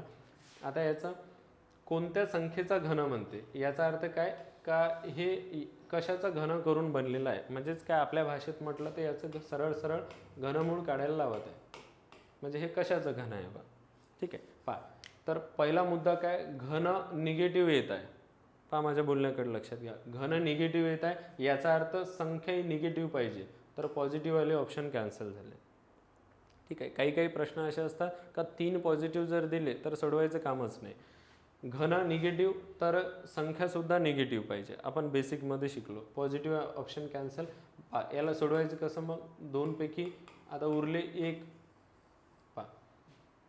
3 शून्य असेल तर घनमूळ करताना 1 शून्य होते. तर असं समजा की याला आपण सोडून देऊ बाजूला. 3 शून्याचं 1 शून्य होते. आता घनमूळ काढायचं आपल्याला याचं. तुम्ही जर 20 पर्यंत घन जर पाठ केले तर हे सोडून पाहण्याची गरज नाही आपल्याला, इथं वेळ वाचू शकतो. म्हणून म्हटलं का 20 पर्यंत घन पाठ केले तर तुम्हाला इझिली सोडवता येईल. पहा 4 असेल तर याचं जर घनमूळ काढलं तर एकक स्थानी किती येणार? 4च. कारण आपला अंक कधी बदलतो? 2 3 7 8च्या वेळेस 2चा 8 8चं 2 3चं 7 7चं 3 4च्या वेळेस अंक बदलत नाही. म्हणजे एकक स्थानी 0 पाहिजे. पहा त्याच्या अगोदर 4 पाहिजे, चिन्ह पाहिजे मायनसचं. अशी संख्या म्हटलं तर 210 होऊ शकते का? नाही होणार, कारण इथे 0 सोडलं तर 1 उरत आहे. याचा अर्थ आन्सर काय असणार? 140. ठीक आहे. म्हणजे मायनसमध्ये आन्सर किती येणार? 140. क्लिअर आहे? तर अशा पद्धतीने सोडू शकतो. मग आता ज्याचं बेसिक क्लिअर किंवा घन वगैरे पाठ करून ठेवले तर तो विद्यार्थी काय करेल, याच्यामध्ये महत्त्वाचं काय होतं पहा, -140 सुद्धा होतं आणि +140 सुद्धा होतं. ठीक आहे. तर घन मायनसमध्ये असेल तर याचं घनमूळ म्हणजे याची संख्यासुद्धा मायनस असते, हे लक्षात असू द्या. नाही तर बऱ्याच जणांचं 140 येते हे त्यांना माहीत असते आणि कन्फ्युजन होते, मग चिन्हामध्ये प्लस घ्यायचं का मायनस घ्यायचं. तर असे प्रश्न आपल्याला चुकवायला पुरत नाहीत. ठीक आहे. चला पहा, -140 हे तुमचं आन्सर होईल. इथपर्यंत क्लिअर आहे? खालचा प्रश्न -1331 आहे. आता तर याचं जे घनमूळ येणार हे कसं पाहिजे? आता मायनसमध्ये पाहिजे. क्लिअर आहे?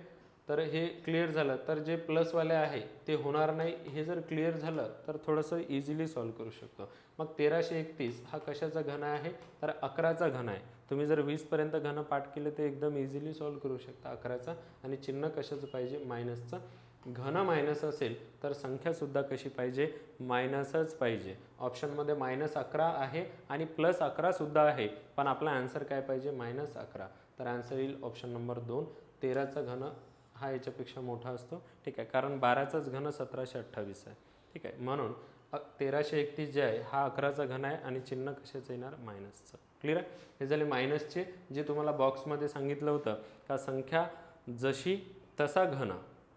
ठीक आहे. आणि वर्गाला संख्या कशीही असो, वर्ग हा पॉझिटिव्ह. क्लिअर आहे. चला पुढचा. आता हे पॉईंटचं आपण जे पॉईंटचं वगैरे कन्सेप्ट शिकलो. ठीक आहे. पॉईंटमध्ये काय शिकलो बेसिक एक तुम्हाला सांगतो, एक आठवण करून देतो. त्याचं किती महत्त्व आहे त्या बेसिक गोष्टीचं तोंडी आन्सर करण्यासाठी. वर्ग म्हटलं दुप्पट, ठीक आहे. घन म्हटलं तिप्पट,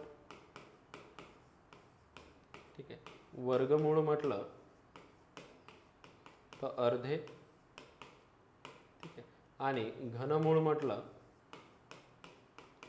तर 1/3. एवढं बेसिक माहीत पाहिजे फक्त आपल्याला. याच्यावर तोंडी आपण आन्सर करू शकतो. पहा कसं. 1728चं घनमूळ 12 येते म्हटलं तर या संख्येचं आपल्याला घनमूळ काढायचं. पहा माझ्या बोलण्याकडे लक्षात घ्या. या संख्येतला आपण जर इथला पॉईंट जर काढतो म्हटलं, इथला जर पॉईंट काढतो म्हटलं तर पॉईंट काढून या संख्येला वाचलं तर 1728च मिळते. ठीक आहे. म्हणजेच इथे जर पॉईंट नसता तर याचं घनमूळ जर काढायला सांगितलं असतं तर ते 12 आलं असतं पॉईंट नसताना. आता राहिला प्रश्न कशाचा, का पॉईंट नंतर किती अंक दिले पाहिजे. तर आपला नियम काय सांगते का घनमूळ करायचं म्हटलं तर 1/3 होते, म्हणजे 3 संख्येची एक संख्या होते, 3च्या जागी 1. मग इथं पॉईंट नंतर अंक बघा 6 आहे. 6 म्हटलं तर 2 होईल, तर 2 अंक सोडून पॉईंट, तर आन्सर येईल 0.12. तर तुम्हाला हे सोडून पाहण्याची वगैरे गरज नव्हती. ठीक आहे. कॅल्क्युलेशन त्यांनीच दिलं होतं, त्यांना फक्त चेक करायचं होतं का तुमचे हे नॉलेज आहे की नाही तुम्हाला. ठीक आहे. पहा 6चे 2 होतात, तर चारही ऑप्शन जर काढून पाहिले, ऑप्शनमधले पॉईंट काढले तर प्रत्येक ऑप्शनमध्ये 12च दिसते. फक्त पॉईंटचा प्रश्न आहे. मग 6 म्हटलं तर किती 2, तर आन्सर पाहिजे आपलं ऑप्शन नंबर 2. क्लिअर आहे. पहा इतकं सोपं आहे. त्यानंतर पुढील संख्यांपैकी कोणती संख्या वर्गसंख्या आहे. ठीक आहे. पहा आता लक्षात घ्या, पॉईंट नंतर एक अंक आहे, वर्गसंख्या नाही होणार. ठीक आहे. कारण एक अंक असला तर 2 होते वर्ग करताना, 2चे 4 होतात दुप्पट होते, 3चे 6 होते. मग एक अंक आहे वर्ग नाही होणार, 3 अंक आहे वर्ग नाही होणार. राहिला प्रश्न या दोघांचा. ठीक आहे. मग या दोघांमध्ये काय करायचं, पॉईंट काढून चेक करायचं. पॉईंट काढला 16 आणि पॉईंट काढला 160, मग 16 ही वर्गसंख्या आहे, आन्सर होईल ऑप्शन नंबर 3. क्लिअर आहे. तर बेसिक कन्सेप्टचा इतका फायदा होतो, इझिली आपण सॉल्व्ह करू शकतो. त्यानंतर पहा इथं वर्गमूळ आहे. यांनी एक सांगितलं आपल्याला का पॉईंट नंतर 4 अंक असेल तर वर्गमूळ काढल्यावर किती होते बा 2 अंक. मग आपल्याला म्हटलं पॉईंट नंतर 6 अंक असेल तर काय व्हायला पाहिजे. ठीक आहे. तर वर्गमूळाचा नियम काय सांगते, अर्धे करा. मग पॉईंट नंतर 4 अंक होते तर अर्धे किती झाले 2. मग इकडे पॉईंट नंतर 6 अंक असेल तर अर्धे किती होणार 3. ठीक आहे. मग 3 अंक पॉईंट नंतर असेल असा आन्सर होईल, आन्सर होईल ऑप्शन नंबर 2. बाकी ठिकाणी इथं 1 आहे, इथं 4 आहे, इथं 5 आहे, हे होणार नाही. ठीक आहे. आणि संख्या सेमच आहे. पाय यातला पॉईंट काढला तर पहिली संख्या 11,664 आहे. इथलाही पॉईंट काढला तर हे 11,664 आहे. याचं वर्गमूळ इथला पॉईंट काढला तर 108 आहे, तर इकडे 108च पाहिजे. राहिला प्रश्न कशाचा, फक्त पॉईंटचा. तर 4 अंक असताना 2 अंक सोडून पॉईंट, तर 6 अंक असताना 3 अंक सोडून पॉईंट. क्लिअर आहे. त्यानंतरचं नेक्स्ट पहा. आपल्याला म्हटलं 729चं घनमूळ 9 येते. ठीक आहे. तर आता 6 अंक आहे तर घनमूळ किती आहे, तर घनमूळ काढताना 1/3 होते, 3 अंकाचा 1, तर या 3चा 1, या 3 अंकाचा 1, असे 2 अंक राहणार. मग 9 लिहिताना 2 अंक सोडून पॉईंट, तर ऑप्शन होणार 2, 0.09. क्लिअर आहे. बेसिक जर तुम्ही क्लिअर केलं तर अशा पद्धतीने इझिली सॉल्व्ह करू शकता. 729चं घनमूळ 9 येते, तर इथला पॉईंट काढला तर संख्या 729च आहे, तिचं घनमूळ 9च यायला पाहिजे. म्हणजे पॉईंट नसता तर 9, मग पॉईंट नंतर 6 अंक, तर घनमूळ काढल्यावर पॉईंट नंतर 2 अंक, अशा पद्धतीने होणार. क्लिअर आहे. चला तुम्ही जर 1-2दा हा व्हिडिओ पाहिला तर तुम्हाला पूर्ण क्लिअरच होऊन जाईल. ओके. चला समोर आणखी पाहू. खालीलपैकी वर्गसंख्या कोणती, वर्गसंख्या कोणती, म्हणजे वर्गसंख्या जे आहे ते आपल्याला सांगायचं आहे. पॉईंट नंतर 3 अंक आहे, वर्गसंख्या होणार नाही. पॉईंट नंतर इथं 5 अंक आहे, वर्गसंख्या होणार नाही. पॉईंट नंतर 1 अंक आहे, वर्गसंख्या होणार नाही. डायरेक्ट आन्सर ऑप्शन 3 कॅन्सल झाले म्हणजे ऑप्शन राहिलं एकच. ठीक आहे. पॉईंट नंतरचे अंक हे 2, 4, 6, 8 असे अंक पाहिजे तर ती वर्गसंख्या होऊ शकते. घनासाठी 3च्या पटीत पाहिजे, 3, 6, 9, 12 असं, तर ती घनसंख्या होऊ शकते. ठीक आहे. मग जिथं 3 असेल, जिथं 5 असेल, 1 असेल होणार नाही, म्हणजे आन्सर कोणता असणार? Option number 2. सोडून पाहण्याची आवश्यकता नाही आहे. ठीक आहे. पहा, आपण जे नियम शिकलो होतो वर्गमुळाचे वगैरे, सेपरेशनचे वगैरे, ठीक आहे, तो इथं नियम लागते का वर्गमुळात 30 आणि वर्गमुळात 120 या दोन्ही वर्गसंख्या नाही आहे. म्हणजे 30चं आपण सेपरेटली वर्गमूळ आणि 120चं सुद्धा सेपरेटली वर्गमूळ काढू शकत नाही. मग काय करावं लागेल? एकाच वर्गमुळात दोघांचा गुणाकार, म्हणजे 30 गुणाकारात 120. ठीक आहे. तर 30 गुणाकारात 120 केलं तर हे होईल 3600 आणि 3600चं वर्गमूळ जर काढलं तर हे होणार 60. तर याचा आन्सर येणार 60. ठीक आहे. तर याच्यासाठी हा नियम माहीत पाहिजे. ठीक आहे. कोणता? काय एकाच वर्गमुळात दोन संख्या असतील तर त्यांना आपण सेपरेट वर्गमूळ देऊन गुणाकार करू शकतो आणि सेपरेट असेल तर एकत्र करू शकतो. एकत्र असताना सेपरेट आणि सेपरेटचं एकत्र, जशी गरज पडली तसं तुम्ही त्यांना करू शकता. क्लिअर आहे? चला समोरचा हे लॉजिकल प्रश्न आहे. आता हे नव्यानं आलेले आहे 2018-19 मध्ये. ठीक आहे. जे अपडेटेड एखादं पुस्तक असेल त्याचमध्ये ते असू शकतात. जे जुने पुस्तक आहे, ठीक आहे, अगोदर काढलेले त्या पुस्तकांमध्ये वगैरे असे प्रश्न नाही आहे. ठीक आहे. पहा, एका संख्येचे अवयव असे दिलेले आहे, त्याचा पूर्ण घन होण्यासाठी त्याला कोणत्या संख्येने गुणावे लागेल असं म्हटलं. ठीक आहे. पहा, याच्यामध्ये लॉजिक कोणतं असते का संख्या पूर्ण घन जर पाहिजे असेल, ठीक आहे, तर प्रत्येक अंक हा 3 वेळा पाहिजे. संख्या पूर्ण घन होण्यासाठी प्रत्येक अंक 3 वेळा पाहिजे. जसं 2 हा अंक आपल्याला 3 वेळा मिळत आहे, याचा अर्थ हा ओके आहे. 2 गुणाकारात 2 गुणाकारात 3, 2 गुणाकारात 2 गुणाकारात 2 असं 3 वेळा आहे, म्हणजे 2 ओके आहे. त्यानंतर 3चं बघा, 3 हा अंक 2दा आहे, याचा अर्थ आणखी गुणाकारात 3 असं पाहिजे होतं. म्हणजे 3 म्हणजे प्रत्येक अंक 3 वेळा पाहिजे असं लक्षात घ्या. मग जेवढ्या वेळा कमी असेल तेवढ्या वेळा आपण साईडला घेऊन गुणणार. 3 एकदा पाहिजे होता. 5 दोनदा आहे, याचा अर्थ 5 एकदा पाहिजे होता. 7 दोनदा आहे, याचा अर्थ 7 सुद्धा एकदा पाहिजे होता. मग 3 गुणाकारात 5 केलं तर हे 15 होईल, 15 7 केलं तर 105. याचा अर्थ पूर्ण घन होण्यासाठी या संख्येला आपल्याला 105 गुणावं लागेल. क्लिअर आहे? तर घन होण्यासाठी तुम्ही एवढं बेसिक लक्षात ठेवा, प्रत्येक अंक हा 3 वेळा पाहिजे. मग इथं एक वेळा 3 कमी होता, एकदा 3 घेतला, एक वेळा 5 कमी होता, एक वेळा 5 घेतला, एक वेळा 7 कमी होता, एक वेळा 7 घेतला, यांचा गुणाकार करायचा म्हणजे समजते आपल्याला आन्सर किती येणार. क्लिअर आहे? पहा, परत आता हाय लॉजिकल क्वेश्चन होता. 1008ला कोणत्या संख्येने गुणले असता उत्तर पूर्ण वर्ग येतो? ठीक आहे. 1008ला कशानं गुणलं तर उत्तर पूर्ण वर्ग येते? जसं ही अवयव मेथड आहे, ही कोणती? अवयव पद्धतीनं सोडवणे ही पद्धत आहे. तर इथेही अवयव पद्धत लागते. पहा, आपल्याला प्रश्नामध्ये म्हटलं 1008ला कोणत्या संख्येने गुणले असता उत्तर पूर्ण वर्ग येतो? क्लिअर आहे? कसं सोडवायचं असते पहा, लक्षात घ्या. याचे अवयव पाडायचे असतात. घनामध्ये 3दा आहे तर वर्गामध्ये जोडी जोडीनं पाहिजे. ठीक आहे. पहा कसं, 1008 आहे, तुम्हाला स्टेप वाईज सोडून देतो. 1008ला 2 भाग जातो का तर जातो. 2 भागलं तर 504 येते. ठीक आहे. पहा, माझ्या बोलण्याकडे लक्षात घ्या. परत 504ला 2 भाग जातो का तर जातो. तर इथं होते 252. या 252ला परत 2 भाग जातो, हे होतात 100.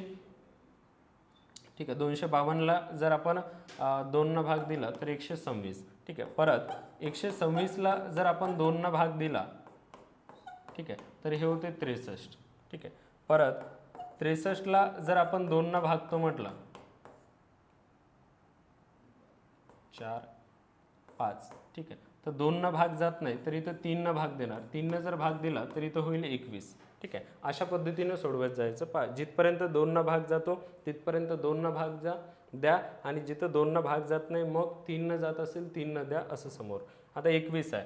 परत याला जर लिहितो म्हटलं तर 2 गुणाकारात 2 गुणाकारात 2 गुणाकारात 2 4 वेळा, त्यानंतर 3. परत 21ला 3 भाग जातो. 3 जर इथं भागलं तर इथं येते 7. अशा पद्धतीनं. ठीक आहे. तर अशा पद्धतीने आपण याला अवयव पद्धतीने लिहू शकतो. पेपरमध्ये लिहिताना डायरेक्टली वन लाईनमध्ये आपण सोडवू शकतो. कसं सोडवायचं तेही सांगतो तुम्हाला, पण आता हे डिटेलमध्ये पहा कसं. अशा पद्धतीने मग आता जोड्या पाडायच्या, सारखे सारखे अंक, 2 2 जोडी झाली, ही 2 2 जोडी झाली, 3 3 जोडी झाली, पण 7ची जोडी नाही झाली. तर एक वेळा 7 कमी आहे, तर इथे जर आणखी एक वेळा 7 जर असता तर ही वर्गसंख्या झाली असती. तर वर्गसंख्या होण्यासाठी प्रत्येक अंक हा जोडी जोडीनं पाहिजे. मग आणखी कशाची कमतरता होती, हा जो सिंगल उरला त्याची आवश्यकता आणखी होती. म्हणजेच या संख्येला 7नं जर गुणलं असतं तर ही वर्गसंख्या झाली असती. हा त्याचा मिनिंग. कळलं सर्वांना?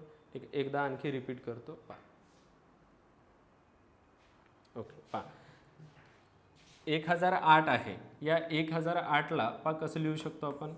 1008 तर हे माइंडमध्येच झालं पाहिजे. 2 जर भागलं तर किती होणार, 504. 504ला परत 2 भागलं तर 252. 252ला परत 2 भागलं तर 126. 126ला परत 2 भागलं तर हे होईल 63. आता 63ला 2 भाग जाणार नाही, मग आपण 3 भाग देणार. 63ला 3 भागलं तर 21 होईल. 21ला परत 3 भागलं तर 7 येणार, तर इथं 7. क्लिअर आहे? तर जोडी जोडी जोडी जो सिंगल आहे तो आन्सर असते. क्लिअर आहे? तर आन्सर किती असणार इथं, 7. क्लिअर आहे? तर अशा पद्धतीने आपण बेसिक सर्व प्रश्न याचे सोडवू शकतो. ओके, ठीक आहे. त्यानंतर पहा आपला जो वर्गमूळ हा जो चॅप्टर आहे याच्यामध्ये एक प्रकार आहे शाब्दिक उदाहरणे. तर हा जो शाब्दिक उदाहरणे आहे एकदम आपण इझिली सॉल्व करू शकतो. याच्यामध्ये काही कीवर्ड्स असतात, तेवढं आपल्याला समजणं जरुरी आहे. ठीक आहे. तर शाब्दिक उदाहरणे व्यवहारी अपूर्णांकाचे, त्याच्यानंतर वर्गमूळ, घनमूळ आणि लसावी मसावी हे खूप महत्त्वाचे आहे. प्रत्येकच एक्झामला शाब्दिक उदाहरणे या 3 टॉपिकपैकी एखाद्या टॉपिकवर नेहमी विचारतात. ठीक आहे. पहा कसं. आपल्याला म्हटलं शाळेतील 288 मुलांना रांगेत उभे राहण्यास सांगितले. प्रत्येक रांगेत जेवढी मुले आहेत त्याच्या निमपट रांगांची संख्या आहे, तर प्रत्येक रांगेत किती मुलं आहे. ठीक आहे. तर आपल्याला कीवर्ड शोधायचा असतो जो की आपल्याला आन्सर देणार असतो. तर यामध्ये कीवर्ड आहे निमपट. पहा सोडवण्याची पद्धत कशी, एकदम सोप्या भाषेत सांगतो, आपल्याला जास्त डीपमध्ये आणि कठीणमध्ये नाही जायचं. पहा काय करायचं, पहिला कंपल्सरी एक्स घ्यायचा. पहिला जो अक्षर आहे त्याला पहिले कंपल्सरी काय घ्यायचं, एक्स घ्यायचं. ठीक आहे. पहा पहिला एक्स घ्यायचं गुणाकारात, हे कंपल्सरीवाला पोर्शन आहे, तुम्हाला समजेल समोरचे क्वेश्चन सोडताना. इथं निमपट आहे, तर दुसरा एक्स घेताना निमपट म्हटलं तर दुसऱ्या एक्सचे अर्धे करायचे. ठीक आहे. आणि इक्वल टू प्रश्नामधली जी संख्या असेल ते लिहून टाकायची 288. तुम्हाला समजलं. निमपट म्हणजे अर्धे करणे होते, म्हणून दुसरा जो एक्स आहे त्याचे आपण काय केले, अर्धे केले. पहिला एक्स गुणाकारात चिन्ह, दुसरा एक्स हा कंपल्सरीवाला पोर्शन आहे. एवढा पोर्शन प्रश्नानुसार बदलत असते. निमपट म्हटलं तर 2 भागणार, दुप्पट म्हटलं असतं 2 गुणलं असतं, तिप्पट म्हटलं असतं 3 गुणलं असतं, 1/3 म्हटलं असतं 3 भागलं असतं, 1/4 म्हटलं असतं 4 भागलं असतं. क्लिअर आहे. मग पहा इकडं भागाकारात 2 आहे, इकडं पाठवलं तर गुणाकारात जाईल. इथं x इंटू एक्स उरते, मग x इंटू एक्स केलं तर एक्सचा वर्ग, आणि इकडं 2 जर गुणलं तर 288ची दुप्पट केली तर ही होते 576. मग एक्सचा वर्ग म्हणजे 576, तर याचं वर्गमूळ काढलं तर एक्स बरोबर किती मिळते, 24. तर आन्सर असणार आपलं 24. क्लिअर. तर अशा पद्धतीने आपण सोडवू शकतो. क्लिअर. पहा दुसरा प्रश्न. याच्यामध्ये काय महत्त्वाचं, 1/4. ठीक आहे. मग पहिला एक्स कंपल्सरी गुणाकारात, दुसरा एक्स 1/4 न गुणणं, याचा अर्थ असते 4 न भागणं, आणि इक्वल टू यातली संख्या लिहून टाकायची 324. मग इकडं भागाकारात 4 आहे, इकडं पाठवलं गुणाकारात. मग याला सोडवताना कसं, एक्स इंटू एक्स, एक्स वर्ग, 324 गुणाकारात 4 केलं तर हे होते 1296. याचा जर गुणाकार केला आपण तर हा होतो 1296. ठीक आहे. एकदा तुमचे बेसिक वगैरे कन्सेप्ट थोडे क्लिअर झाले की तुम्हाला लक्षात येईल का गुणाकार वगैरे स्पीडनं. ठीक आहे. स्पीड पाहिजे कॅल्क्युलेशनसाठी जिथपर्यंत, नाही तर अर्धा पेपर आपल्याला घरी आणून सोडवावं लागेल, ज्याचा काही उपयोग नाही होणार. तर कॅल्क्युलेशन म्हणजे आपल्याला किती येते त्याच्यापेक्षाही, म्हणजे ते तर महत्त्वाचं आहेच, सोबत किती लवकर येते हे महत्त्वाचं आहे स्पर्धा परीक्षेच्या हिशोबानं. तर 324 गुणाकारात 4 म्हटलं तर आपण ठोक ठोक एकत्र मग चिल्लर असंही करू शकतो. 300 गुणाकारात 4 1200 आणि 24 चोक केलं तर 96, तर हे होईल 1296. मग एक्सचा वर्ग जर 1296 असेल तर एक्स बरोबर येते 36. तर 1296 हा कशाचा वर्ग आहे? 36चा. तर आन्सर येणार ऑप्शन नंबर 4. फक्त मला हे सांगायचं आहे तुम्हाला, वर्गमूळ कसे काढायचे वगैरे ते शिकवले, मांडायचं कसं हे सांगत आहोत. हा जो प्रश्न आहे, एका व्यक्तीच्या चिकूच्या बागेत 15,376 झाडे आहे. त्याने लागवड अशा रीतीने केली की एकूण जेवढ्या रांगांमध्ये चिकूची झाडे लावली त्याच संख्येएवढी याचा अर्थ सेम असते. ठीक आहे, जसं मागच्या प्रश्नामध्ये एका निमपट होतं, एका वनथर्ड होतं, इथं त्याच संख्येएवढी हा आपला कीवर्ड्स आहे. ठीक आहे, मग पहिला जर एक्स असेल तर त्याच संख्येएवढी याचा अर्थ दुसराही एक्स, आणि यातली संख्या प्रश्नामधली कोणती? 15,376.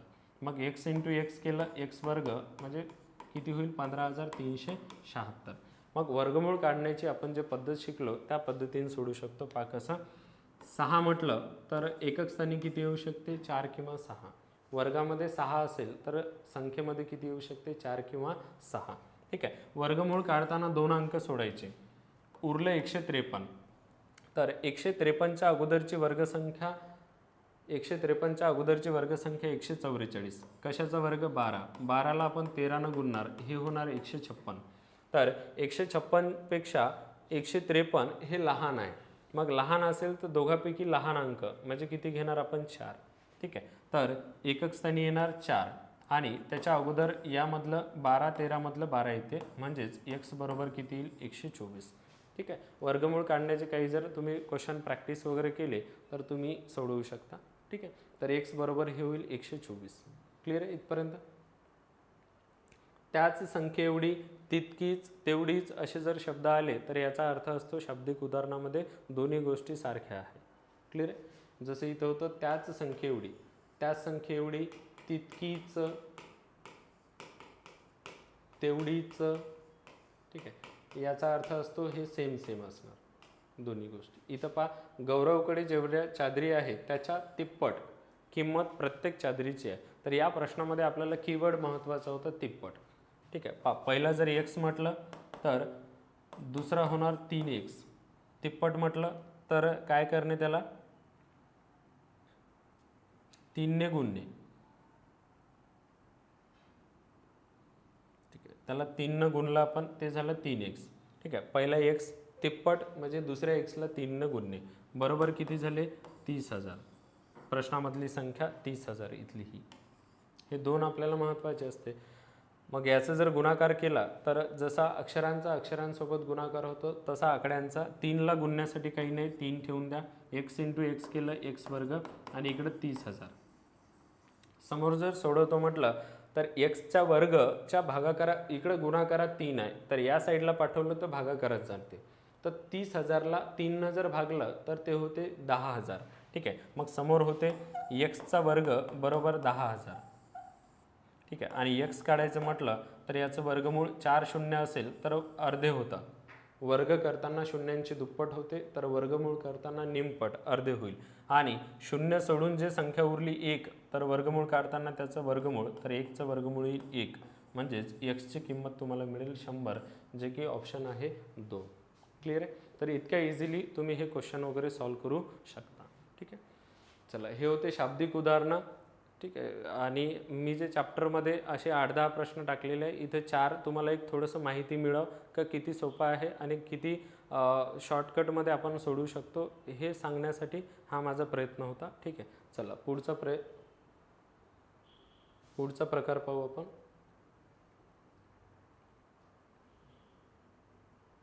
पहा, अशा टाईपचे जे क्वेश्चन आहे हे सोडवत असताना काय का वर्गमुळात 2 आहे.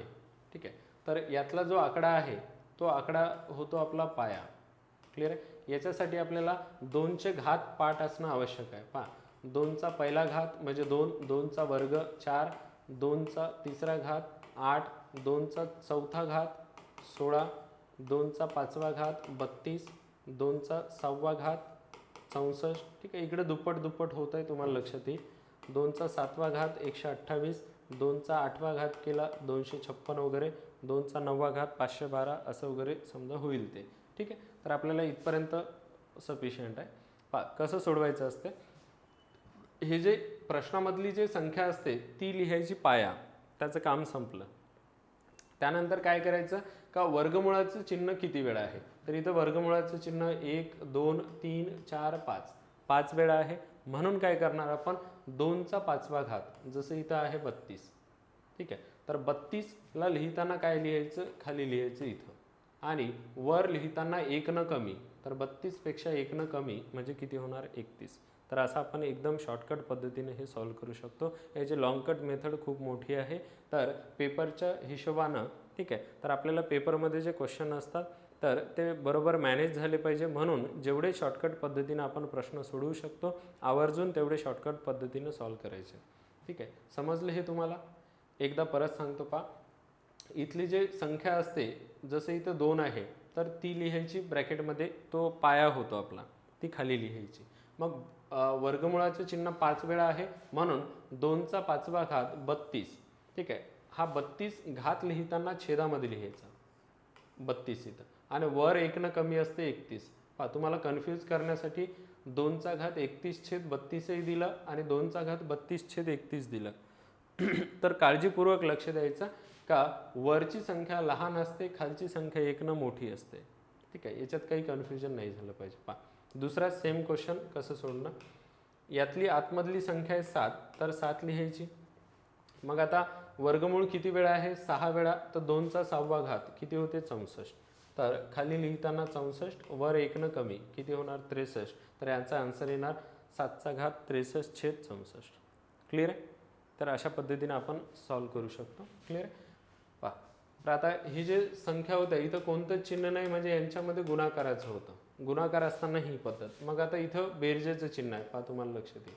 बेरजेचं म्हटलं तर त्याहीपेक्षा सोपं आहे. कसं सोडवणार, याच्या आतमधली जी संख्या आहे 12, तर त्याच्या समोरची वर्गसंख्या 12 आहे, समोरची वर्गसंख्या, तर 12च्या समोरची वर्गसंख्या कोणती होईल 16.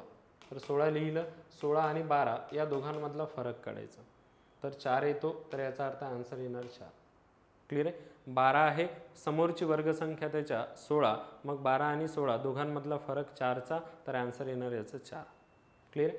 त्यानंतर पहा 20 आहे, तुम्हाला आता डायरेक्टली समजलं असेल आन्सर काय येणार, तोंडीच समजते. ठीक आहे, 20 आहे, पुढची वर्गसंख्या 25, मग 25 आणि 20 दोघांमधला फरक कितीचा 5चा, मग आन्सर किती येणार याचं 5.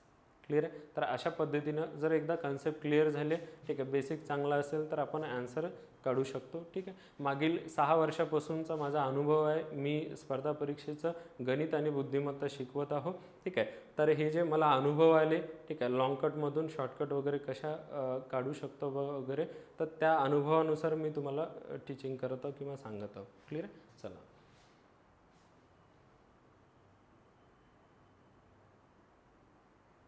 पुढचं पाहू आपण. अशा पद्धतीने जर मांडणी असेल तर यामध्ये वेगवेगळ्या टाईपचे 2 प्रकार पडतात. ठीक आहे, तर आपला फोकस काय असलं पाहिजे, काय चेक करायचं पहिला पॉईंट, सर्व संख्या वर्गमुळात पाहिजे, फर्स्ट पॉईंट. दुसरा पॉईंट कोणता, की इथं जे आहे अंश, इथला अंश आणि इकडला छेद हे समान पाहिजे, म्हणजे हे क्रॉसमधलं सारखं पाहिजे. परत इथला छेद आणि हा अंश हा क्रॉसमधलं सेम पाहिजे, आणि मध्ये जसं इथं प्लसचं चिन्ह होतं तर तसं मध्ये प्लसचं चिन्ह पाहिजे, तरच ही मेथड लागू होते. ठीक आहे, तर अशा वेळेस सूत्र कोणतं लागत असते, ठीक आहे, डायरेक्टली आपण सॉल्व करू शकतो. पुस्तकातही मी 4-5 प्रश्न दिले, तर इथं सूत्र लागते 2 ब्रॅकेटमध्ये a+b आणि खाली लागते a - b, खाली होते a - b. ठीक आहे, तर यामध्ये a म्हणजे काय असते, तर यातली मोठी संख्या 7 आणि b म्हणजे असते लहान संख्या किती 5. अशा पद्धतीने a म्हणजे पहिली संख्या 7 आणि b म्हणजे दुसरी संख्या 5. मग यामध्ये जर संख्या टाकतो म्हटलं आपण 2 ब्रॅकेटमध्ये, इथं 7 + 5 आणि खाली a म्हणजे 7 मायनसमध्ये 5, मग इथं 2 आणि ब्रॅकेट कुठलं चिन्ह नाही म्हणजे गुणाकार, इथं 7 आणि 5 12 होईल, खाली 2 2 2 कॅन्सल केले तर याचा आन्सर येईल 12. क्लिअर? तर अशी जर कंडिशन आली म्हणजे प्रत्येक संख्या वर्गमुळात पहिला कन्सेप्ट. त्यानंतर क्रॉसमध्ये सेम असेल आणि मध्ये जर प्लसचं चिन्ह असेल तर हा फॉर्म्युला लागतो, लक्षात ठेवा. फॉर्म्युल्यामध्ये मग जर तुम्ही किमती टाकल्या तर इझिली सॉल्व करू शकता. पहा सेम टाईपचा दुसरा प्रश्न. मध्ये प्लस आहे, चेक केला आपण, मध्ये प्लस आहे, सर्वच संख्या वर्गमुळात आहे. ठीक आहे. त्यानंतर काय का क्रॉस जे आहे हे सारखं सारखं आहे का, तर क्रॉस जे आहे ते सारखं सारखं आहे. मग अशा वेळेस कॅल्क्युलेशन कसं होणार, सेम फॉर्म्युला, वर टॉईस of bracket A plus B आणि खाली ए मायनस बी असं. मग वर 2 ए म्हणजे 11, बी म्हणजे 9, खाली 11 मायनस 9. ठीक आहे. हे 2 या 2 सोबत कॅन्सल, 11 9 होईल 20. तर अशा पद्धतीनं हा प्रश्न तुम्ही सॉल्व करू शकता. क्लिअर आहे. समोरचा आपला